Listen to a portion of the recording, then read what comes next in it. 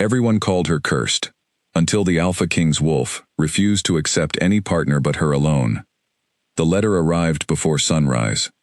Seraphine Mallow was already awake. She was always already awake, scrubbing the stone floor of the communal hall before any other soul in the village of Ashvale dared open their eyes.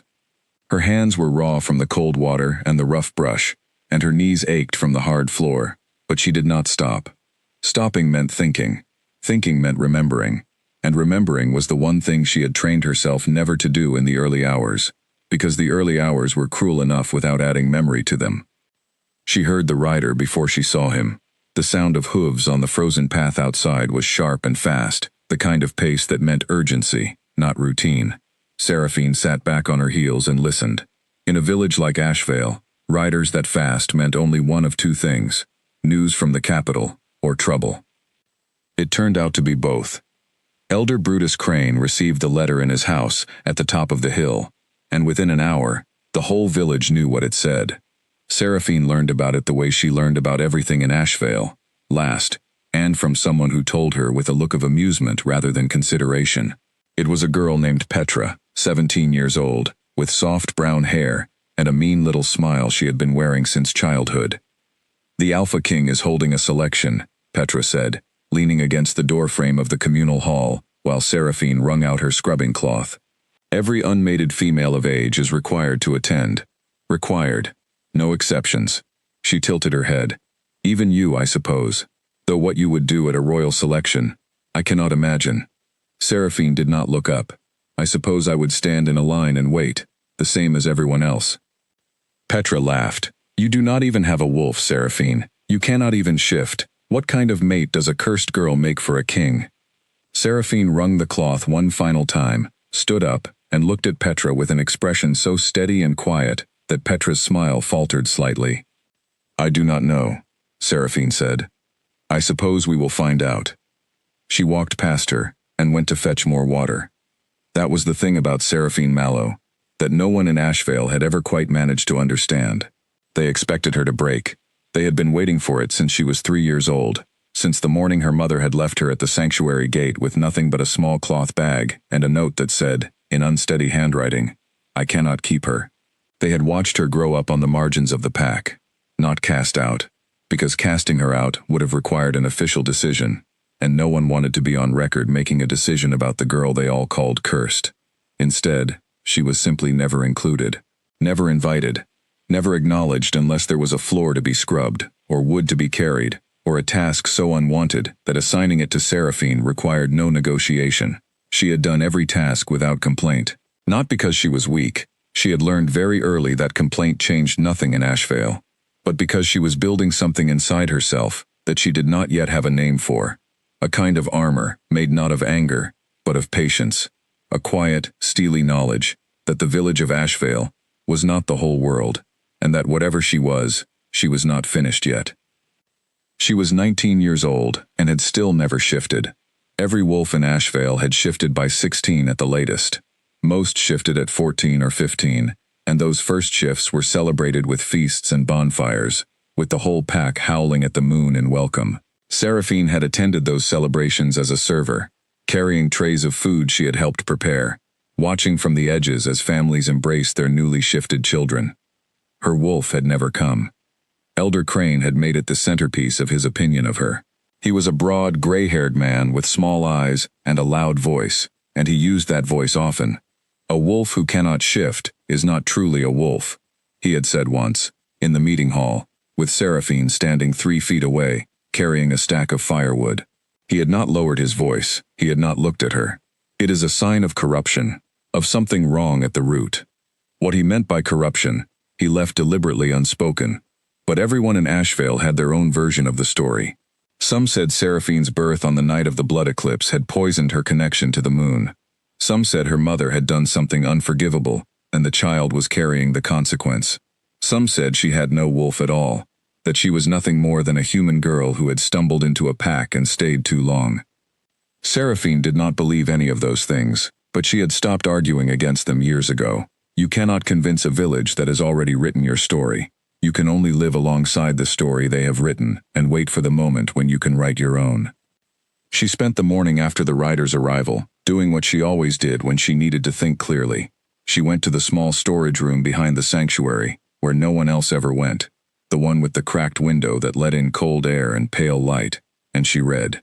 The books she had accumulated over the years were her greatest secret and her greatest comfort. She had found most of them discarded, abandoned in the sanctuary back rooms, left in the communal hall after pack meetings, dropped at the rubbish pile behind Elder Crane's house. She had rescued them quietly, one by one, and carried them to her cold little storage room, and she had read every word of every one of them. They were books on pack history, on bloodline lore, on the ancient compacts between wolf families and the territories they governed. They were books on the royal line of Ironhold and the 7 packs that made up the kingdom. They were, in short, exactly the kinds of books that a girl with no official standing in her pack was not expected to be reading. But Seraphine had long ago stopped doing only what she was expected to do. She sat on the cold floor with her back against the wall, and a book about the royal succession open in her lap, and she thought about the selection. Alpha King Calum Draven. She had read about him. He was 26 years old, the youngest Alpha King in 4 generations, and by all accounts the most powerful in living memory.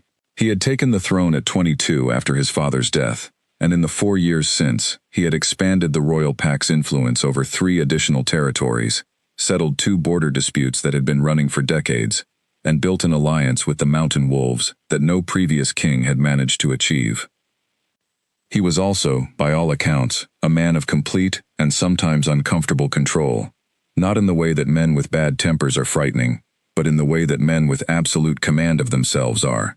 Men who never shout because they do not need to, who never threaten because the possibility of their displeasure is already enough. The books used words like formidable and commanding and unprecedented in his authority, but Seraphine had read enough between lines to understand what those polished words were covering. And then there was the other thing. The thing the books mentioned briefly and moved past quickly. The way people move past something painful without looking at it directly. 18 months ago, Calum Draven's fated mate had been killed. The details were sparse. The books she had access to did not include recent political records, but the fact itself was stated plainly. She had died, and the king had gone on ruling, and no one who wrote about it seemed willing to say what that had done to him. Seraphine thought about that for a long time, sitting in her cold room, with the book in her lap, and the wind coming through the cracked window. Then she put the book down and went back to work, because the firewood still needed carrying, and the water barrels still needed filling, and the selection was not for another 2 weeks, and nothing about the next 2 weeks was going to be different from the 2 weeks before them. She was wrong about that. Things did become different, not dramatically, not in the ways that might be visible to an outsider, but in the small, constant ways that mattered most. The news of the selection changed the texture of the village. The women of eligible age were suddenly all talking, planning, sewing new dresses, visiting the elder's house to confirm the details of the decree. There was an energy in Ashvale that Seraphine had never felt before, a kind of collective excitement that made the whole village feel slightly brighter, as though someone had turned up a lamp. It made her feel her own exclusion more keenly, even though she tried not to let it. She was eligible, technically. The decree said every unmated female of age, and she was 19 and unmated.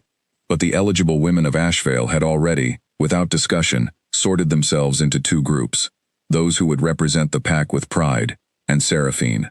The first group received help from the pack's seamstress, guidance from Elder Crane's wife on the proper protocols for addressing royal court officials, and small gifts from their families, jewelry, ribbons, good boots. The second group, which was only Seraphine, received a visit from Elder Crane himself. He came to find her at the woodpile, which was where she spent most of her afternoons, splitting and stacking the communal supply for winter. He walked up without greeting, and stood in front of her until she set down the axe and turned to face him. "The decree requires your attendance," he said, as though this fact annoyed him personally. "I want to be clear that you will not misrepresent this pack. You will conduct yourself quietly and without drawing attention. You are not a serious candidate. You are attending because we have no legal grounds to exclude you. Do you understand?" Seraphine looked at him for a moment. She had known Elder Crane her entire life. She had cleaned his floors and carried his firewood, and stood at his table during pack feasts, serving food she was not invited to eat. She had been polite to him for 19 years, and his regard for her had not moved by a single degree. "I understand," she said. He nodded, turned, and walked back up the hill. Seraphine picked up the axe and went back to splitting wood. She had no dress. She had never owned one. Not a proper one. Not the kind you wore to formal occasions. She had 3 sets of clothes: the worn gray work clothes she used for daily tasks, a slightly less worn set that she kept for when the work clothes needed washing, and a simple brown outfit that had once been given to her by the sanctuary keeper, a quiet woman named Dora who had died 3 years ago, and whose small kindnesses Seraphine still missed every single day. She thought about asking the seamstress for help, and immediately knew she would not. Not because she was too proud, she had long ago made peace with asking for things she needed, but because she knew the seamstress would be busy with the other women, and the request would be met with either awkward refusal or reluctant obligation, and Seraphine was not willing to spend emotional energy on either outcome. Instead, she spent 2 evenings carefully cleaning and mending the brown outfit, tightening the stitches on the hem, replacing a worn button at the collar. It was not a palace dress. It was not even a village feast dress. But it was clean and neat and whole, and she wore it with the same quiet dignity she wore everything. The morning the group from Ashvale departed for Ironhold, she walked to the meeting point at the village gate, with her small pack on her back, and her boots freshly cleaned. The other women ignored her. Elder Crane walked past her without acknowledgement. She fell in at the back of the group and walked. The journey to Ironhold took 4 days by road, and Seraphine spent most of it at the back of the supply cart that was carrying food and goods for the capital.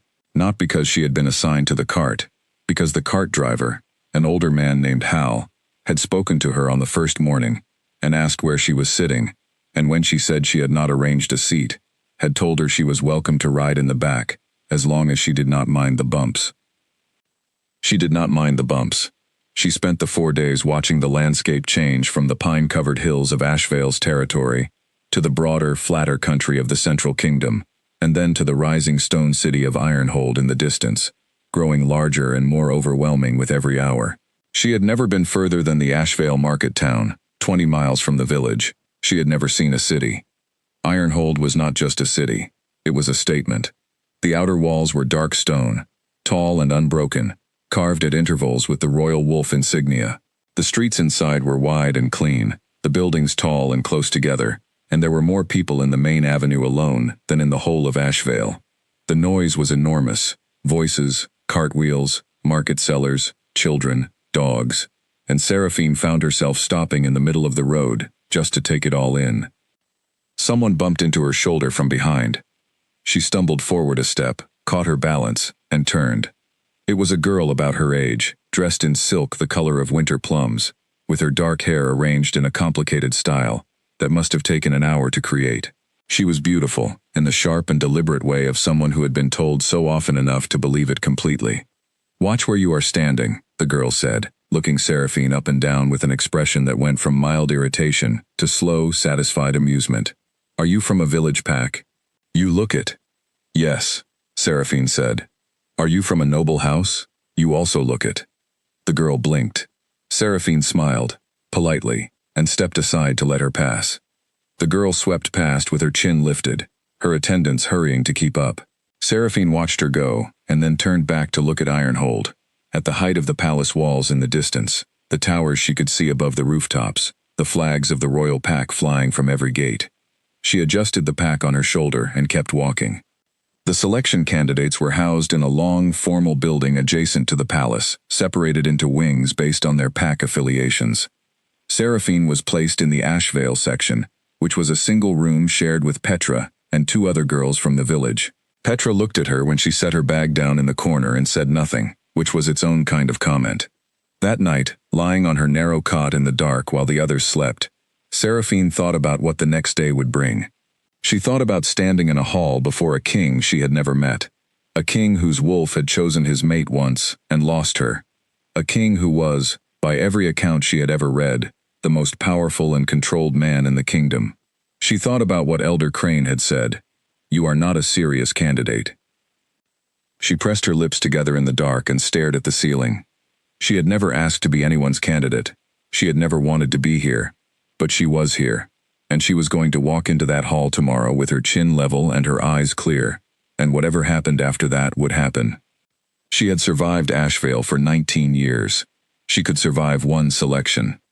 What she did not know, what she could not have known, lying there in the dark on her narrow cot, was that the moment she stepped into that hall, nothing would be the same again. Not for her, and not for the king who sat at the far end of it on a throne of dark stone, waiting with empty eyes for a ceremony he did not believe in to be over. She did not know that his wolf was about to end his silence. She did not know that 19 years of waiting was almost finished. She closed her eyes. She slept. And in the morning, everything began. The throne room of Ironhold was not built to make people feel comfortable. That was intentional. Calum Draven had thought about it more than once. The way the room worked on a person who entered it without certainty. The ceiling was high enough that voices became small. The pillars on either side of the central aisle were thick, dark stone, carved with the history of every Alpha King going back 600 years. The floor was polished black granite that reflected the torchlight and made the room feel both vast and slightly unreal, like standing inside a mirror. And at the end of it all, on a chair that had never been made to look comfortable, because comfort was never the point, sat Calum. He had been sitting there since the 7th bell of morning, and it was now past the 9th, and he had not moved, except to shift his weight once when his left knee began to ache. He was watching the line of candidates make their way across the floor toward him, one at a time, guided by the ceremony official who had been conducting the selection protocol since before Calum took the throne. He felt nothing. That was accurate enough to be useful, even if it was not the complete truth. The complete truth was more complicated, and Calum did not deal in complicated truths when he was sitting on his throne in public. In public, he dealt in the version of himself that the kingdom needed, steady, clear-eyed, unhurried. In private, in the four walls of his own rooms, in the pre-dawn hours when the palace was silent, it was different. In private, the grief of the last 18 months lived in him like a stone in the chest, a permanent, dull weight that he had simply learned to move around. He did not think about Clara every hour anymore. He had in the beginning. Now it came in waves, unpredictable and sharp, usually at the moments when he was least prepared for it. At the end of a long council meeting, when everything had finally been resolved and there was nothing left to do but sit in the quiet.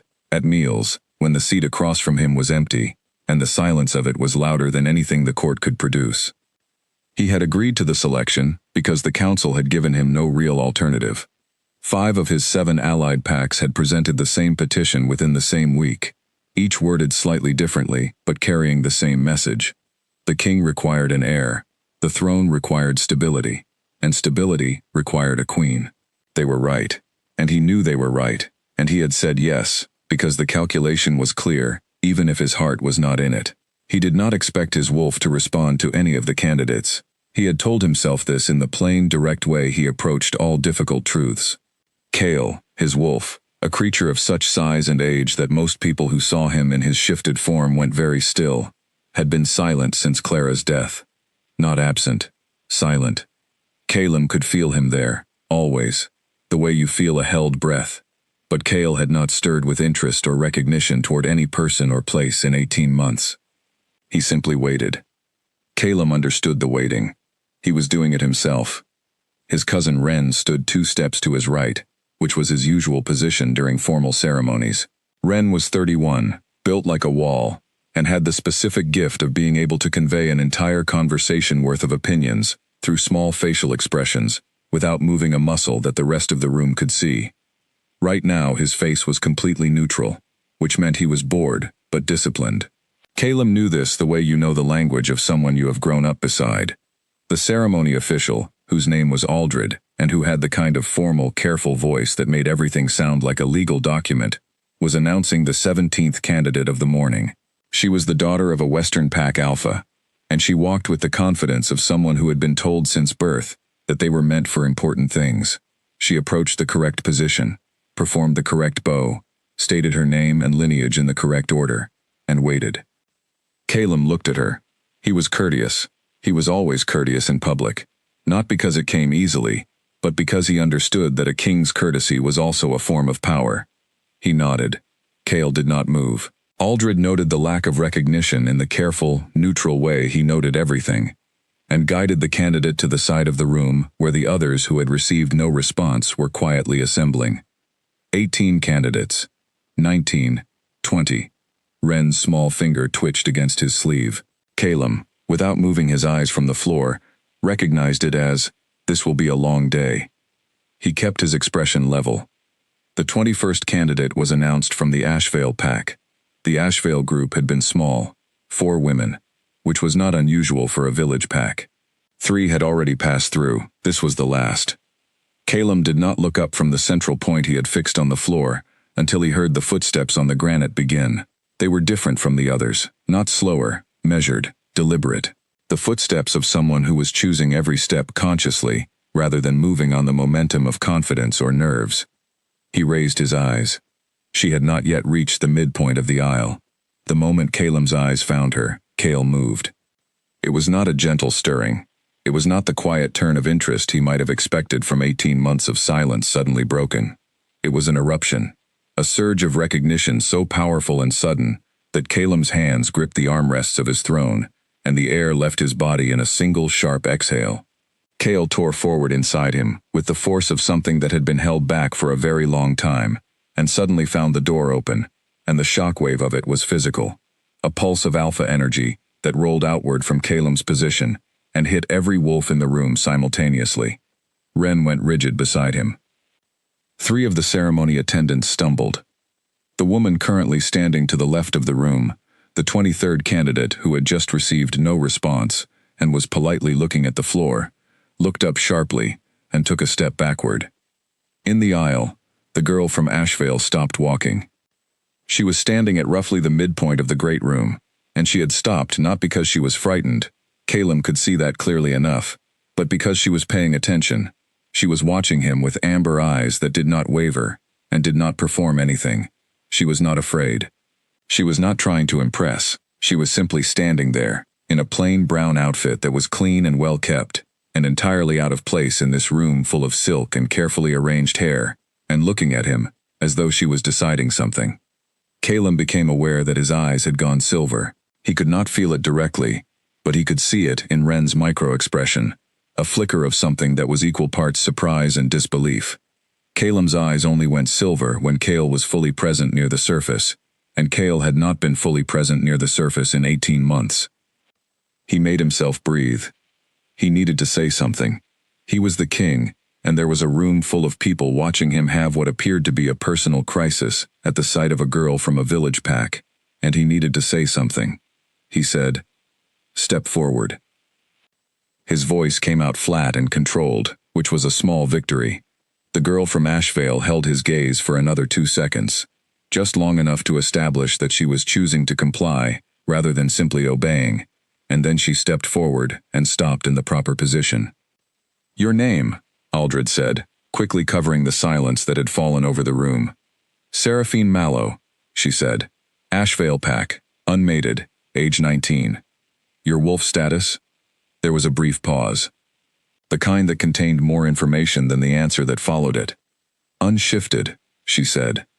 The murmur that moved through the assembled court was low but distinct. Calum did not acknowledge it. He was looking at Seraphine Mallow from Ashvale, and Cale was looking through his eyes at something Calum did not yet have the vocabulary to name, and the silence in the room felt like the silence before a storm, not the aftermath of one, but the moment just before, when everything holds its breath. Ren leaned an almost imperceptible degree toward him. It was the private signal they had used, since they were boys, meaning, "Do you need me to intervene?" Calum gave the equally imperceptible signal back. "Not yet." He looked at Seraphine Mallow and said, evenly, "You will remain. I wish to speak with you after the remaining candidates have been presented." The murmur in the room became briefly louder. Several of the noble candidates turned to look at each other with expressions that mixed confusion and outrage in roughly equal measure. Aldred, whose composure was truly remarkable, made a note in his record book and guided Seraphine to a separate position near the right pillar, standing alone. She went there. She did not look at the people staring at her. She looked straight ahead at the wall and waited, with the patience of someone who had spent 19 years learning how to wait. Calum forced himself to direct his attention back to the ceremony. 12 more candidates. He processed each of them. He was courteous. He was appropriate. Kale showed no response to any of them, and Calem's eyes returned to their usual dark brown and stayed there, and he sat with the still, composed expression he wore in public and thought, very quietly, behind it, what just happened? He already knew what had happened. The knowing was not the problem. The problem was everything that came after the knowing. When the last candidate had been seen, and Aldred had formally closed the morning session, the room began its polite and busy shuffle toward the doors. Calem did not move. He watched the room empty, watched the noble families guide their daughters out, watched the attendants begin their quiet tidying. He was aware of the girl standing at the right pillar, still and patient, not rushing toward him, and not stepping back. Ren waited until the last non-staff person had left, and then turned to Calem with an expression that said several things at once. "Not now," Calem said quietly. "I was not going to say anything," Ren said. "You were thinking it loudly enough." Ren said nothing, which was agreement. Calem stood. He was taller than most men in the room by a significant margin, and when he stood and the torchlight fell on him, the room reorganized itself slightly around his presence, in the way that rooms always did, when an alpha of his strength moved. He walked down the 3 steps from the dais, and crossed the floor toward the right pillar. Seraphine Mallow watched him come without stepping back or forward. He stopped at a proper distance and looked at her. Up close, she was not what he had expected, which was, he recognized, an unfair thing to think, since he had not consciously formed an expectation. She was not conventionally striking in the way of the noble candidates. Her features were even and quiet, her amber eyes clear and direct. There was a quality in her stillness that was not passivity. It was more like the stillness of someone who had decided they were going to be exactly where they were, and nothing outside of them was going to move them until they chose to move. "I need to ask you some questions," he said. "We will speak in the receiving chamber." "All right," she said. They walked through the private door beside the pillar, into the corridor behind the throne room, and then into the smaller receiving chamber, where the torches were lit, and a fire burned, and the room felt, after the vast cold stone of the great hall, almost like a normal room. Calem sat in one of the chairs across the central table. He did not offer her a seat and then caught himself, a failure of courtesy that was unusual for him. He gestured to the chair across from him. She sat. "Your pack is Ashvale," he said. "Yes." "Your elder is Brutus Crane." "Yes." "You have never shifted." She met his gaze without flinching. "No." He was quiet for a moment. Kale was still present, still watching through him, with an attention that Calem had no frame of reference for, because he had never felt it directed at a specific person before. Not like this, not with this quality of absolute recognition. "Do you know why my wolf responded to you?" he asked, because there was no good way to approach it indirectly, and he had never been a man for indirection. "No," she said, and then, after a pause, "But I have a feeling you are going to tell me that whatever the reason is, it is a problem." He blinked. It was a small movement, barely visible, but it was there. "Why do you think that?" "Because of the way everyone in that room looked when it happened," she said. "And because you look like a man who has just been handed a complication he did not budget for." He stared at her. She held his gaze and did not apologize for what she had said. Something very quiet moved through Calem, something that was not Kale, and not grief, and not the controlled, careful weight he usually carried. He did not examine it. He put it aside. "I do not yet know what it means," he said, which was the most honest thing he had said in a room with another person in a very long time. "I intend to find out. Until I have answers, I am asking you to remain in Ironhold." "As what?" she asked. "As a ward of the crown," he said. "You will have chambers, meals, and protection. You will not be required to attend further selection events.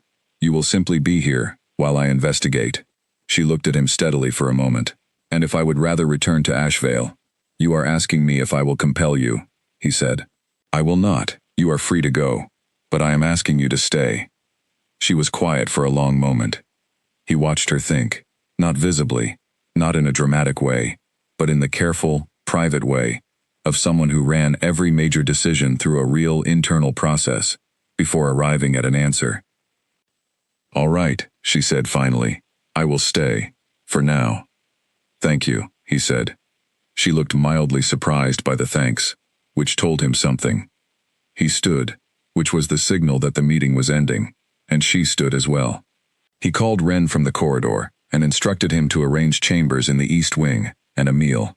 Ren looked at Seraphine with a gaze that was evaluating but not unkind, and nodded, and held the door for her. She walked out without looking back. Calum stood in the empty receiving chamber for a moment after the door closed. Kale, for the first time in 18 months, settled inside him like a fire finding fresh wood. Not loud, not demanding, but present in a way that was entirely new, entirely unasked for, and entirely impossible to ignore.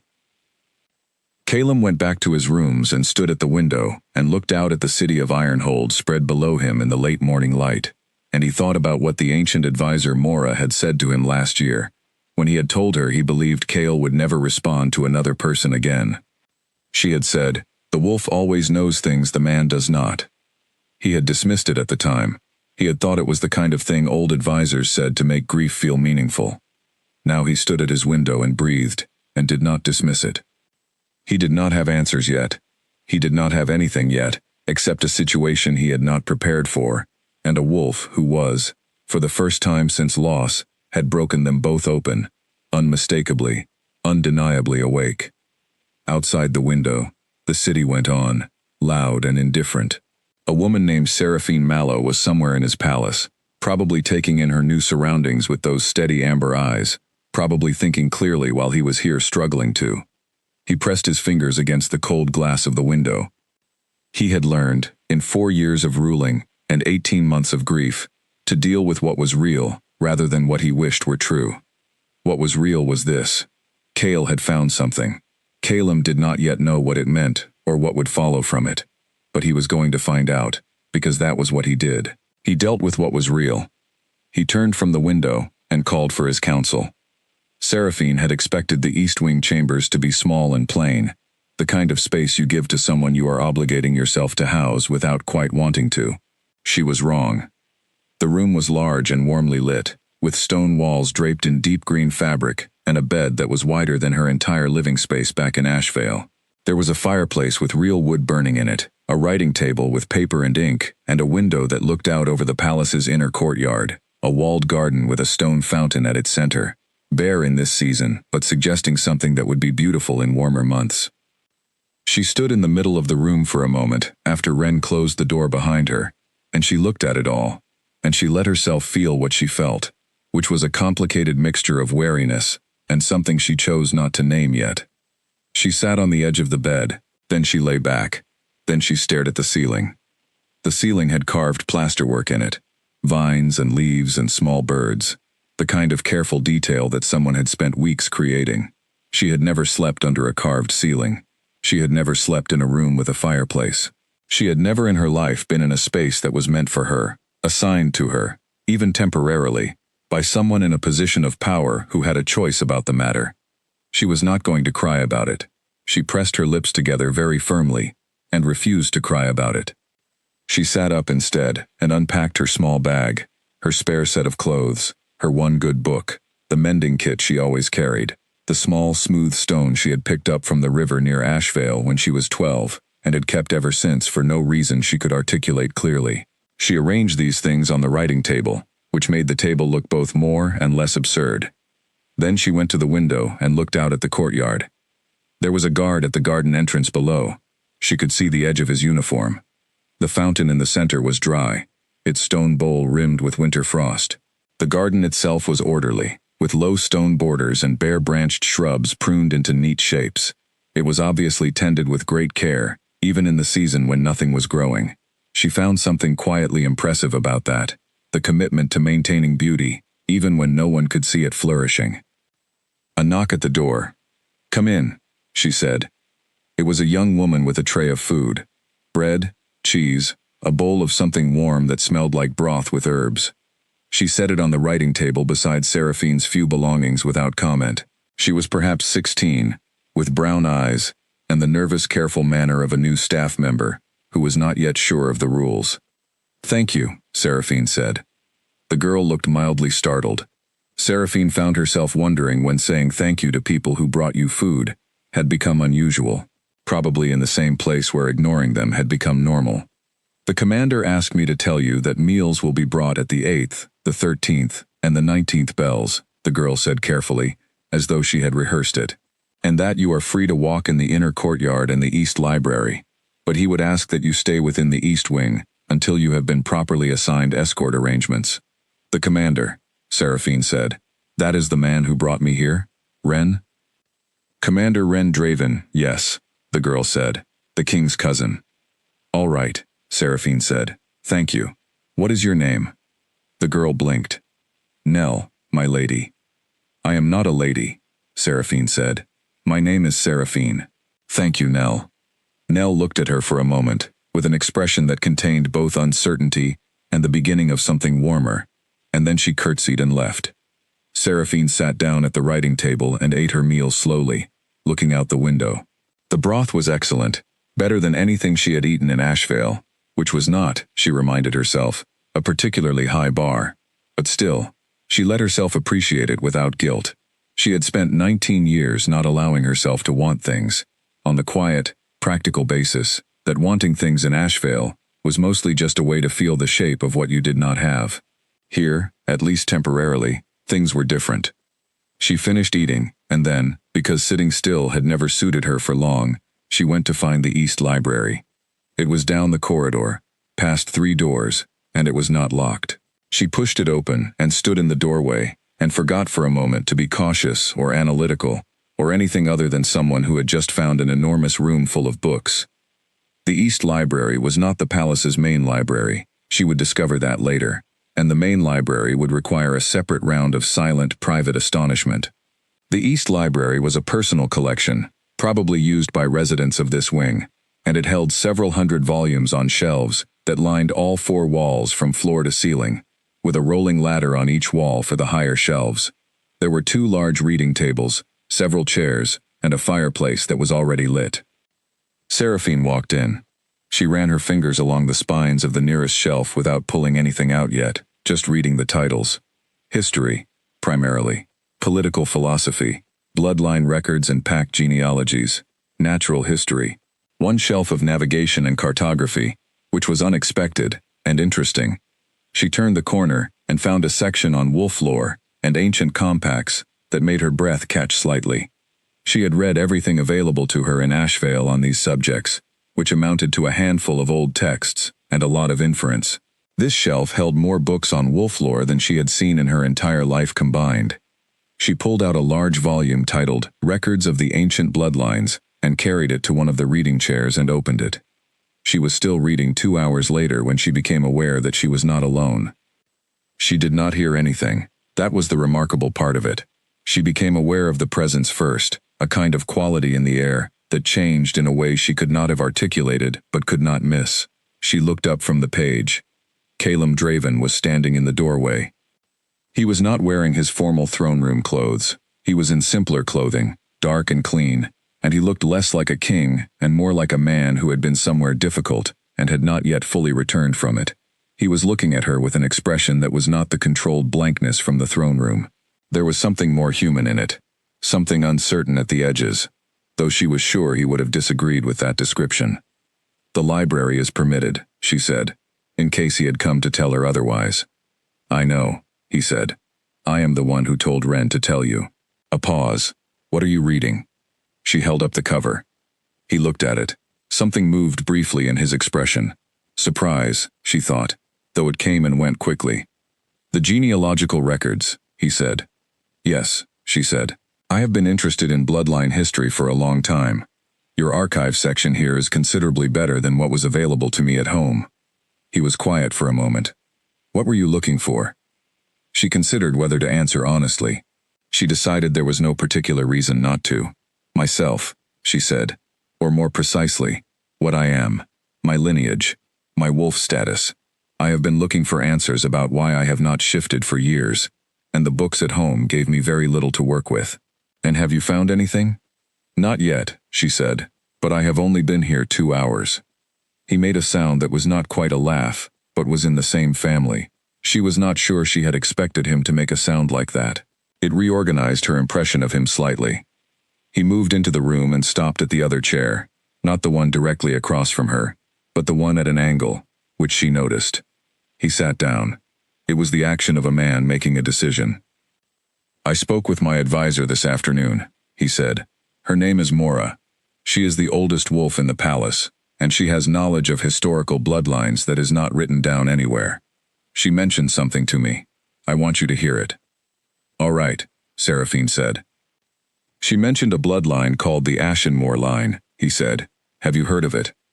Seraphine held very still. "No," she said. "What is it?" He told her. Not everything. She would learn that there was more to it later, much more. But the shape of it. Wolves of extraordinary and rare heritage, their wolves held in reserve not by weakness but by ancient design, tethered to a specific purpose. A bond, an anchor. She sat with it quietly for a moment. "And you think I might be from this line?" she said. "Mora thinks it is possible," he said. "I have no way to verify it without research." "I will help with the research," she said immediately. "I know how to read genealogical records. I have been doing it for years." He looked at her with that expression again, the one that contained surprise at the edges. "You do not want to simply wait and be told," he said. "No," she said. "Why would I want that? These are answers about who I am. I would rather find them myself than have someone else find them and hand them to me." He was quiet for a moment. "Most people in your position would be focusing on the selection and what it might mean for them." "I am not most people," she said, without drama, as a simple statement of fact. He looked at her. The torchlight in the library moved over his face, and she saw something there that she had not seen in the throne room. Not grief exactly, not the stone-controlled expression he wore in public, but a kind of recognition, as though she had said something that corresponded to something he already knew. "No," he said. "I begin to see that." They sat in the library for another hour. He brought a different volume from the shelf, and they read in silence, separately, in the same room. And it was the most surprising thing Seraphine had experienced since arriving at Ironhold. Not because it was dramatic, but because it was easy. Because a man she had met 4 hours ago and had every reason to be cautious of was sitting across the room from her in a chair, reading, and the silence between them was not uncomfortable. She had spent 19 years in uncomfortable silences. She knew what they felt like. This was not that. She went back to her chambers when the fire burned low, and Nell came to say the last bell of the evening had rung. She lay in the wide bed under the carved ceiling, and thought about genealogies, and ancient bloodlines, and wolves held in reserve, and the image of Calum Draven's eyes going silver in a room full of people. She thought about the word anchor. She did not know what she was yet, but she was beginning to feel the outline of something taking shape. Something that was not the curse the village of Ashvale had decided she was, but something older and stranger and considerably more significant. She closed her eyes. Outside, Ironhold moved and breathed around the palace walls, the city vast and full of things she did not yet know. Inside, for the first time in as long as she could remember, she felt something in the quiet beneath her ribs that she had almost forgotten existed. It felt like the beginning of a wolf. 3 days passed in Ironhold before the court's opinion of Seraphine Mallow organized itself into something that could not be ignored. She knew it was coming. She had watched it building the way you watch weather coming over the hills, the gathering, the darkening, the slow drop in pressure that means the storm is not a question but a schedule. She had seen it in the looks exchanged between the noble families still present in the palace, the whispered conversations that stopped when she walked past, the particular quality of silence that certain people produced when she entered a room they were also in. She went to the library every morning. She read until the midday meal. She walked in the inner courtyard in the afternoons. She was quiet. She did not intrude on anything, and she kept her head clear and her pace steady. None of it made any difference to the people who had decided to have an opinion about her. The opinion arrived formally on the 4th morning. She heard about it from Nell, who had a gift for knowing what was happening in the palace and sharing it in the direct, plain-spoken way of someone who had not yet learned to dress difficult news in polite clothing. "Lord Vale Crane has arrived," Nell said, setting the breakfast tray on the writing table with slightly more force than usual. "He came last night with a group of 5 families. They are calling for a meeting with the king." Seraphine looked up from the page she was reviewing. "Crane," she said. "Related to Elder Brutus Crane of Ashvale?" His son, Nell said. Alpha of the Eastern Reach. The Eastern Reach is the largest noble territory in the kingdom after the royal land. He has been saying. She paused. Tell me what he has been saying, Seraphine said.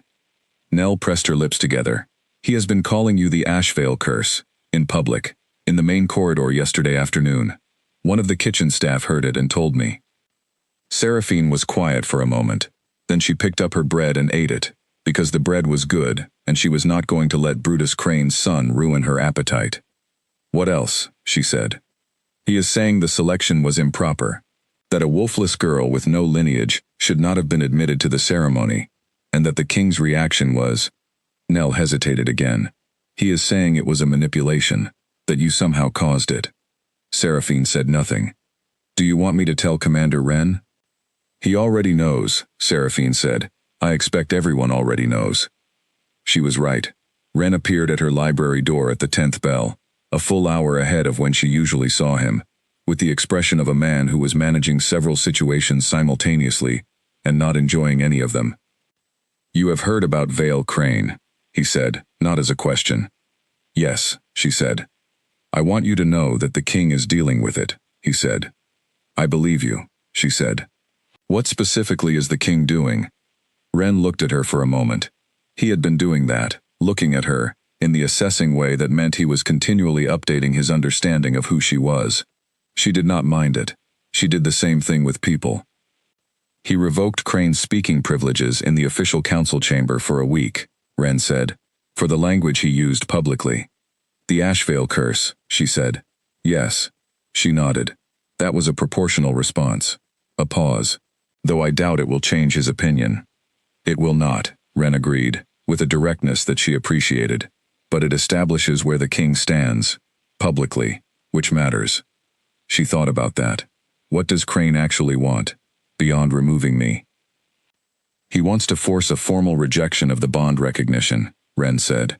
He has brought families with him who have daughters in the candidate pool, and he wants the selection declared void and rerun under what he is calling proper bloodline criteria. He paused. Meaning criteria that would disqualify you. Seraphine set down her book. She looked at Wren steadily. He has 5 noble families and a formal grievance, she said. That is not nothing. No, Wren said. It is not nothing. What is the king going to do about it? Wren was quiet for a beat. He is going to investigate your lineage as quickly as possible, and hope the answer gives him something to work with, he said. And in the meantime, he has asked me to assign you a formal protection detail and move you to the more secure inner wing. Seraphine felt the implication of that settle over her quietly. He thinks there is a risk. There is always a risk when powerful people feel their interests are threatened, Wren said, with the flat practicality of a man who had spent his career managing exactly that. All right, she said, the inner wing. I am sorry, Wren said, with something that sounded like he meant it. This is not the welcome you deserved. She looked at him with a mild expression. I did not come here expecting a welcome, she said. I came here expecting exactly this. The welcome is a surprise. The rest is familiar. He looked at her for a long moment. Then he nodded. Once, in a way that was not just acknowledgement, but something more like respect. The move to the inner wing happened that afternoon. The chambers were even better than the east wing. A suite of 3 rooms, including a private sitting room with its own bookshelves, and a window that looked out over the city rather than the courtyard. Seraphine stood at it for a moment and looked at Ironhold spread below, the afternoon light making the stone rooftops glow amber. She did not have time to look at it for long, because Mora arrived. She had known the advisor by reputation from what Wren had told her, and she had formed an image in her mind. The reality of Mora was both more and less than the image.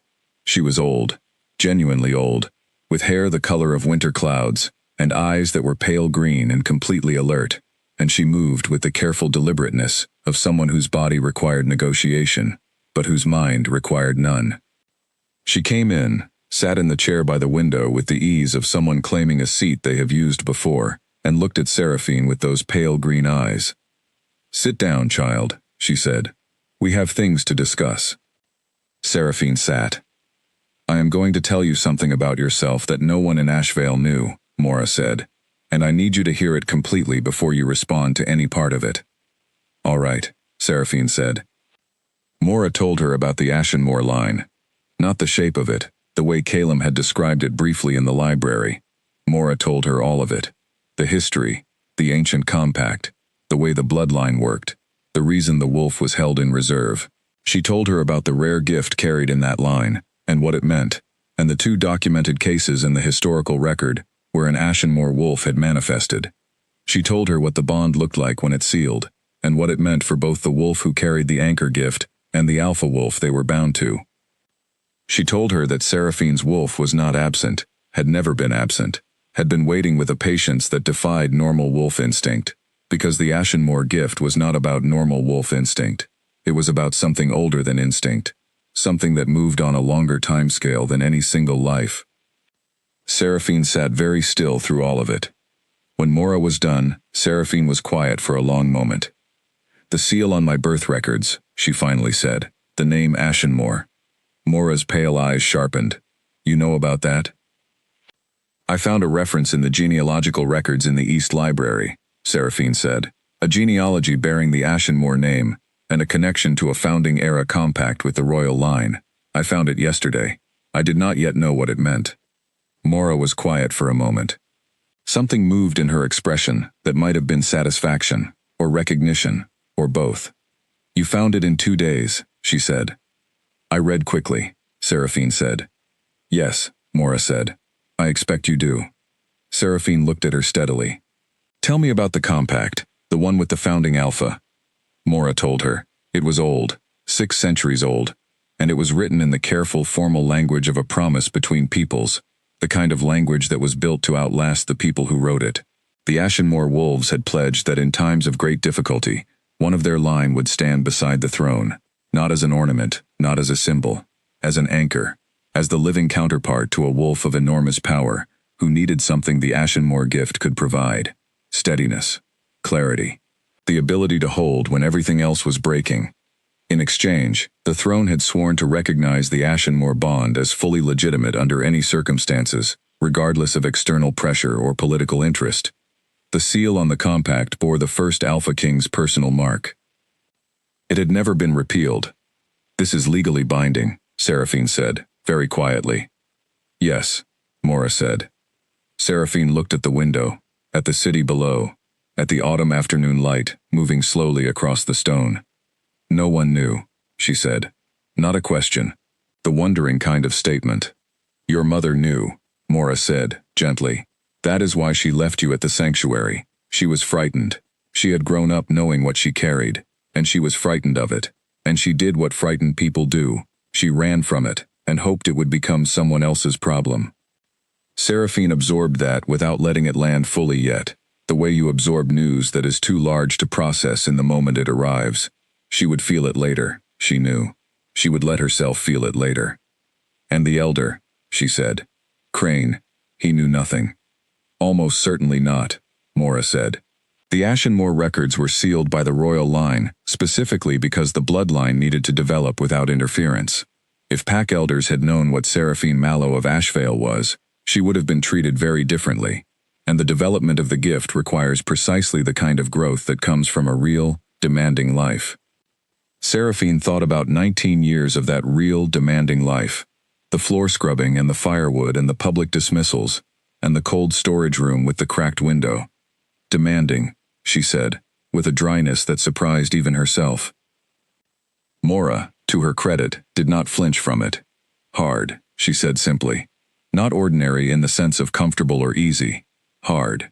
What you endured was genuinely hard, and I will not dress it up as beneficial by design. I am only saying that the wolf you carry is here, and it is intact, and it is everything it was meant to be, and that the life you lived, as difficult as it was, did not diminish it." Seraphine looked at the old woman for a long moment. Then she said, "My wolf is really here." "She has always been here," Mora said, waiting for exactly what is now happening. For a moment, just a moment, the controlled steadiness that Seraphine had built over 19 years gave way to something raw and overwhelmed and enormous. She pressed her lips together, she held it. She got it back under control in a few seconds, but Mora saw it and said nothing, which was precisely the right response. "What happens next?" Seraphine said, when she was sure her voice would be even. "Next, we find the compact document and present it properly," Mora said. "And then you and the king will need to stop circling around each other and deal with what is actually happening between you." Seraphine's expression changed slightly. "We are not circling." Mora's pale eyes were deeply, serenely amused. "Child," she said, "he has been in that library every evening since you arrived. The man has not visited that library in 3 years. He is absolutely circling." Seraphine said nothing. But she looked out the window at the city, and somewhere in the quiet that her wolf had been keeping for 19 years, something shifted. A deep, slow movement, like ground that has been held still finally beginning to remember what it was made to do. The library in the evenings had become, without either of them formally deciding it, the place where things actually happened. Not the throne room, not the council chambers, not the formal receiving rooms with their careful furniture and their history of important decisions. The library, with its fireplace and its rolling ladders and its smell of old paper and wood smoke, was where Calum stopped being the king for an hour, and Seraphine stopped being the problem everyone was arguing about, and they were simply two people sitting in chairs across from each other, with books in their laps and too many things unsaid between them. She had shown him the genealogical record she had found, the Ashenmore reference, the founding compact. He had looked at it for a long time without speaking. Then he had called for Mora and his chief archivist, a sharp-featured man named Gerald who had been working in the palace records for 30 years, and had the specific kind of energy that comes from a person who takes personal offense at historical inaccuracies. Gerald had confirmed the compact's authenticity within a day, and had then spent 40 minutes explaining to Calum why it had not been cross-referenced in the standard lineage indices, which had something to do with an administrative reorganization during his grandfather's reign that had been conducted without adequate historical oversight, and which Gerald found deeply troubling. Calum had listened to all 40 minutes with his full attention, because that was what he did. He gave people his full attention when they spoke, and they felt it, and it was one of the reasons even people who were cautious of him also respected him. After Gerald left, Mora had looked at Calum and said, "Well?" And Calum had said, "It is real." And Mora had said, "Yes." And that had been the whole of the conversation, but it had meant a great deal. Now it was the 9th evening since Seraphine's arrival, and the fire was burning well, and outside the palace windows, the first real winter rain of the season had begun, and Seraphine was reading a text on the historical precedents for royal bond recognition, while Calum sat across from her with a stack of council correspondence he was pretending to review. He was not reviewing it. He was watching the rain on the window and thinking. "You are not reading those," Seraphine said, without looking up. He looked at her. "I am." "Your eyes have been on the same page for 12 minutes, she said. He said nothing. She turned a page. "What are you thinking about?" He considered the question with the seriousness he gave most things. "The challenge," he said. "Vale Crane has gathered enough allies to force a formal challenge assembly. He intends to dispute the bond recognition publicly before the 7 packs. She was quiet for a moment. "When?" 3 days, he said. "And what happens at a challenge assembly?" He set the council correspondence aside. Both sides present evidence and testimony before the assembled pack representatives. The challenger argues his case. The king's party argues the counter case. A decision is reached by consensus of the pack delegates present. A pause. It is the oldest form of wolf law we have. No king can override it. "What is Crane going to argue?" she asked. "That you are wolfless," Calum said. "That a wolfless girl cannot be a true mate bond. That Cale's response was somehow induced, caused by external manipulation, not a genuine recognition, and that the selection should be declared void." She closed her book, keeping her thumb inside to mark the page. "And what are you going to argue?" "The compact," he said. "The Ashenmore documents. Mora's testimony." A pause. "And what Cale did in that room." She looked at him steadily. "You are going to put your wolf's reaction into formal testimony." "Yes." She was quiet for a moment. "That is a vulnerable thing to do." "Yes," he said again. "It is." Something in the quality of the silence changed. The rain against the window was steady and even, and the fire was the loudest thing in the room, and Seraphine looked at him with those amber eyes that were always making calculations he could feel but not follow. "When was the last time you were genuinely vulnerable about something?" she asked. The question should have been too direct. He should have redirected it. He had redirected questions like that from advisors and council members and foreign delegates for 4 years. He did not redirect it from her. 3 years ago, he said, before Clara died. After, I have been careful. Careful, she said. You mean controlled. Both things, he said. She thought about that. My whole life, the only protection I had was being hard to predict, she said. In Ashvale, when people know exactly how to hurt you, they will.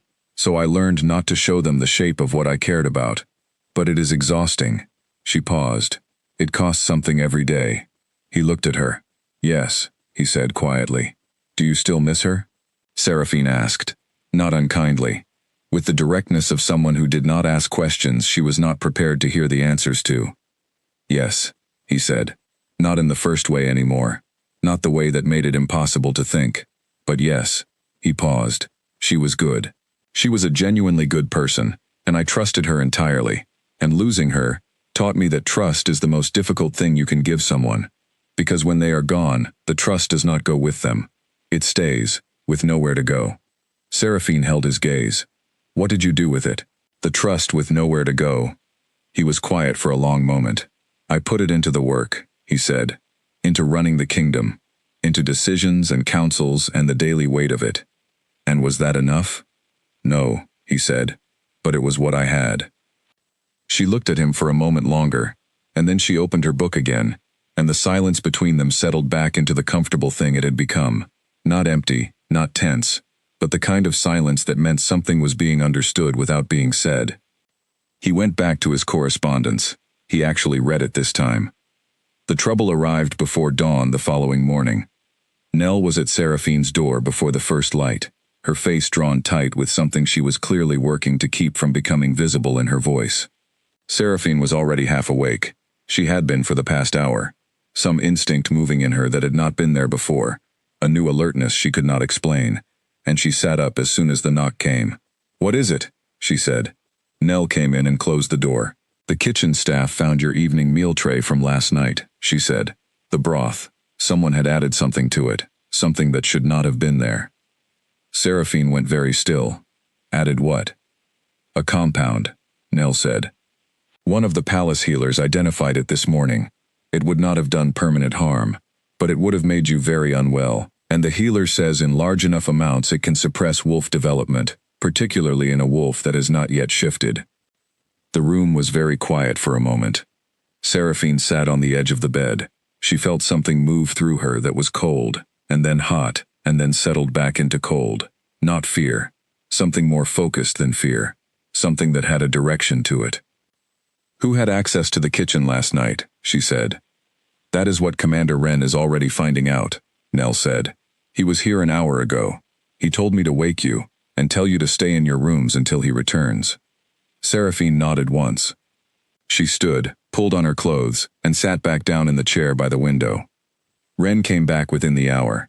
His face had the particular set of someone who was angry, and controlling it precisely because losing control would not serve any useful purpose. The tray was prepared in the main kitchen and routed through 2 attendants, he said, standing in the middle of her sitting room with his arms at his sides. The second attendant is new, hired 2 weeks ago, through a placement agency. The agency's owner has a business relationship with Lord Vale Crane's household. Seraphine absorbed this. Can you prove it? Enough to act on, Wren said. Not enough for formal proceedings yet. And Calum knows? Yes, Wren said. He has known for approximately 40 minutes. She thought about what 40 minutes would look like for a man who was already carrying 3 days of political pressure, and now had this added to it. She thought about Cale, the wolf she had not yet seen, but whose effect she had felt in that throne room like a shockwave. She thought about the silver that had flooded Calum's eyes, and the way his hands had gripped the throne armrests. How is he? She said.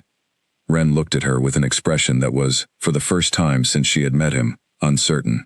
His eyes have been silver for 40 minutes, and he has not shifted, Wren said carefully, which means he is holding himself together, but only because he is applying an extraordinary amount of control. Seraphine stood up. I need to see him. That may not be. Ren, she said. Take me to him. He looked at her for a moment, then he nodded and held the door. Calum was in his private study, not the throne room, not the council chamber, but the smaller room behind his personal quarters that Seraphine had not been to before. The door was half open. Ren stopped at the corridor and she went in alone. Calum was standing at the window, his back to the room, and his hands were at his sides, and the quality of the stillness in his body was the kind that means a great deal is being held very tightly. He heard her enter. Of course he did. His hearing was not ordinary, but he did not turn immediately. You should be resting, he said. I am fine, she said. I did not eat the broth last night. He turned then. His eyes were silver, completely, and she was close enough now to see the way the color sat in them. Not natural, not his usual dark brown, but the wolf's color, brought entirely forward. Someone tried to suppress your shift, he said. His voice was very level, the kind of level that required effort. Yes, she said. In my palace, he said. Yes, she said. While I was... He stopped.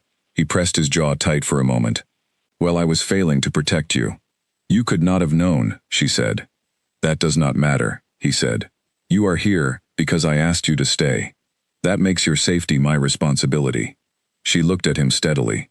And if something happens to one of your guards, or your council, is that also a personal failure? That is different. How? He looked at her. The silver in his eyes was bright and complete, and she did not look away from it. It is different, he said again, and she understood, from the way he said it, that he meant, it is different because of what you are to Kale, and therefore to me, and I am not yet fully able to say that clearly. She moved further into the room. She sat in one of the chairs near the cold fireplace. Sit down, she said, in the same tone she would have said it to anyone. Not commanding, simply practical. He looked at the chair across from her for a moment, then he sat down. The challenge assembly is in 2 days, she said. Yes. Vale Crane tried to suppress my shift before it, she said, which tells us something. He looked at her. He is afraid of what will happen if you shift. He is afraid of a wolf who shifts in the middle of a formal challenge assembly, she said. He is afraid of what that would mean legally, given the compact, and what it would look like before the pack representatives. Calum was quiet for a moment, and something shifted in his expression, not softer exactly, but more present, more in the room, and less in the cold internal place where he had been since the news arrived. You are already thinking about the assembly. I have been thinking about it since you told me, she said. I spent part of the night reading everything I could find on historical challenge assembly precedents. There is a case from 200 years ago where a disputed bond was confirmed by public shift. The wolf shifted before the assembly court, witnessed by all pack delegates, and the shift itself was considered legal confirmation. He stared at her. I found it in the East Library, she said, in a volume of old assembly records that I do not think anyone has read recently, based on the dust. You read case law for enjoyment, he said, with an expression she was beginning to recognize as his version of astonishment. I read anything I can find, she said. It has always been the most reliable way I know, to be less helpless. He was quiet for a moment. Then he said, I am going to make sure you have access to every archive in this palace. I know, she said. You already said that. I mean it more now than I did before, he said. She almost smiled. It was the closest she came to it that morning. The silver was still in his eyes, but something in the tension of his body had changed, released, fractionally, from the coiled quality that had been in him when she arrived. She noticed it, and said nothing about it.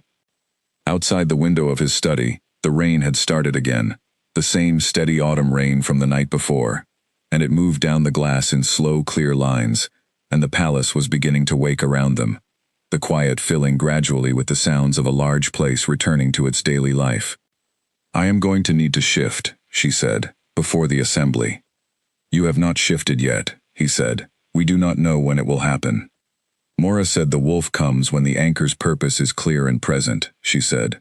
Mora said my wolf has been waiting for what is now happening. She looked at him directly. What is now happening is that someone is trying to stop the bond from being recognized, and my wolf is here, and I can feel her more clearly every day. I think she will come when the time is right. He looked at her for a long time. And if she does not come before the assembly, then we use the compact and Mora's testimony and your wolf's testimony, she said. And we win on the law, not on the shift. But she will come. She said it with a certainty she had not known she felt until she heard herself say it, and it was real, not performed confidence, not something she was saying to reassure him. It was knowledge, the kind that lived in the body rather than the mind, and it was the most clearly she had felt her wolf yet. He looked at her with those silver eyes, and in the quiet between them, something settled. Not resolved, not finished, but settled, the way a foundation settles, deep and load-bearing, before the building above it begins. 2 days, the challenge assembly, everything that had been building since a girl from a village pack walked across a black granite floor and stopped at its midpoint while a wolf woke up inside a king. 2 days. The night before the challenge assembly, the palace was quiet in the deliberate way of a place holding its breath. Seraphine was in the inner courtyard. She had come down at the hour before midnight, when the sky was clear after 3 days of rain, and the stars were sharp and cold above the palace walls. She was sitting on the edge of the stone fountain, the one she had seen from her window on her first day. Bare-branched garden around it, winter frost on the stone. And she was not reading, and she was not planning, and she was not doing anything, except being still. She had not shifted yet. She had spent 2 days expecting it, feeling her wolf close, a warmth that moved through her at odd moments, a depth of presence that had been building since the night Mora had told her who she was. But it had not come. She was not afraid, she was not forcing it, she was simply here, and her wolf was here, and they were learning each other in the patient, careful way of two things that have been waiting for the same moment from different sides of it. She heard the garden entrance open. She did not turn. Calem's footsteps were quiet on the frost-hardened path. He had a way of moving that was both deliberate and somehow light for a man of his size and authority. Not trying to be quiet, simply moving cleanly. He came to a stop a few feet from her, and she felt, before she looked up, the particular quality of his presence that had nothing to do with what anyone saw, and everything to do with what the air became when he was in it. She looked up. He was in his simpler clothes again, the dark and clean ones. He looked like he had not slept. She suspected he had not. "You could not sleep either," she said. "I could not sleep," he agreed. He did not ask if he could sit. He sat, on the other side of the fountain's edge, facing not quite the same direction, not toward her, but not away. At an angle that was between them. They were quiet for a while. The stars were very clear. Seraphine could see the breath coming from them both in the cold air, small pale clouds dissipating almost immediately. "Are you afraid of tomorrow?" she asked. "No," he said. "Then, I am angry." She looked at him. "About the poisoned food." "About all of it," he said. "About a man who calls you the Ashvale curse in my corridors, and brings a coalition of families to tell me who my wolf is permitted to recognize." He paused. "I have governed this kingdom for 4 years. I have settled border disputes, expanded the alliance, maintained peace between 7-pack territories that historically could not agree on the time of day, and I have done all of it with patience and strategy and the willingness to move slowly when moving slowly was what the situation required." Another pause, longer. "But there is a point where patience begins to look like accommodation, and Vale Crane reached that point when he had your food tampered with." Seraphine listened. She did not interrupt. "He is afraid," Calem said. "Not of you specifically, of what you represent. A bond that happened outside his control and his calculation. Noble families in this kingdom have spent generations positioning their daughters and their alliances around the question of who would sit beside the throne. And then a girl from a village pack walks across a floor, and everything they planned becomes irrelevant." He looked at her. "Not because you manipulated anything, but because you exist, and because my wolf recognized you, and because that recognition does not care about noble bloodlines or political convenience. It makes them feel powerless," she said. "Yes," he said. "And powerful people are most difficult when they feel powerless." She thought about that. She thought about the compact, and the assembly tomorrow, and the pack delegates who would be in the room, watching, deciding. She thought about standing in a formal assembly, as the girl everyone was arguing about, the girl Vale Crane was calling a manipulation, the girl Ashvale had always called cursed. "Can I tell you something?" she said. Yes, he said. I am not afraid of the assembly, she said. I have been dismissed and ignored, and labeled, and talked over in formal settings for 19 years. One more room full of people who have already decided what I am does not frighten me. A pause. What I am actually feeling, it is strange to say this, and I do not think I would say it to anyone except you. What I am actually feeling is tired. Not of the fight, of the amount of energy it takes to simply exist in the way that I do, as what I am, in spaces that were not built to include me. He was looking at her. Fully, not the evaluating look, not the controlled king look, but something more open than either. I know that, he said. I have known it since you told me in the library that you spent your whole life reading about yourself in other people's silence. I have been carrying that since you said it. She looked at him, surprised. That is not something I expected you to remember. I remember everything you say, he said simply. The fountain stone was cold under her hands. The stars were very bright. The courtyard was completely still. She looked at him for a moment, and the something that had been building between them, the thing neither of them had named, the thing that lived in library evenings and shared silences and questions that went deeper than public conversation should, that something was here now too, in this courtyard, in the cold air between them. She reached out. She did not think about it. She reached out and put her hand over his where it rested on the fountain's edge. He went very still. Not the controlled stillness of the throne room. The different kind, the kind that means something is happening that matters more than control. And then Kale came. It was not the throne room surge, not the powerful, shockwave eruption of that first moment. This was different. This was Kale coming fully forward and fully open. And the recognition was not a shout, but something deeper than a shout. A fundamental, structural certainty that moved through Calum, the way the first note of a piece of music moves through a room, clarifying everything that had been waiting for it to arrive. And inside Seraphine, at that same moment, her wolf rose. She had felt her approaching for days, the warmth, the presence, the deep tidal movement of something enormous and patient finally beginning to move. But she had not felt this. She had not felt the wave of her breaking fully free of the years of waiting, had not felt the sheer scale of the creature that lived inside her, golden white and ancient and vast, rising through her with the absolute certainty of something that has finally reached the moment it was made for. Seraphine's breath left her body in a single shaking exhale. She gripped Calum's hand. He turned to her. His eyes were pure silver, completely, and she knew what her own eyes must look like, because she could feel the gold in them, her wolf's color, coming forward. Neither of them spoke. The bond sealed. She felt it happen. Not like a click, not like a door closing. More like the moment a bridge becomes complete. The last piece laid, the two sides joined, the whole thing suddenly capable of bearing weight it could not bear before. Something in her chest that had always felt slightly provisional, slightly unfinished, became simply and permanently real. The garden around them was the same garden, the frost, the bare branches, the stone wall. The stars had not moved. Everything outside them was exactly as it had been. Everything inside them had changed entirely. She was shaking. She was aware of it, and did not try to stop it, because some things warrant a physical response, and this was one of them. He moved his hand so that it was covering hers instead, and he held it, and he did not say anything, because there was nothing to say that the moment had not already said more completely. She leaned her shoulder against his, not dramatically, not with any declaration. Just the simple weight of it, real and present, because she was here, and he was here, and the thing that was supposed to happen had happened. They stayed there until the cold became too insistent to ignore. He stood first, and reached down to help her up, and she took the offered hand and stood, and for a moment, they were very close in the cold quiet of the courtyard. "Tomorrow," she said.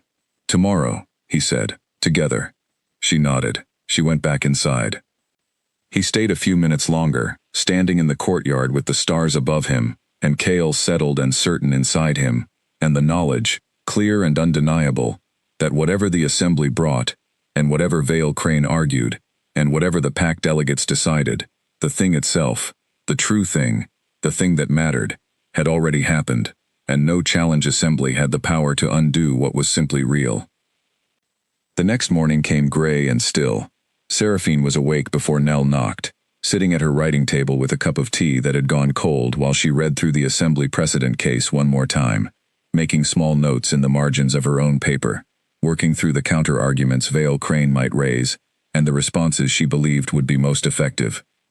When Nell arrived with breakfast, she looked at the notes and then at Seraphine and said, "You have been up for a long time."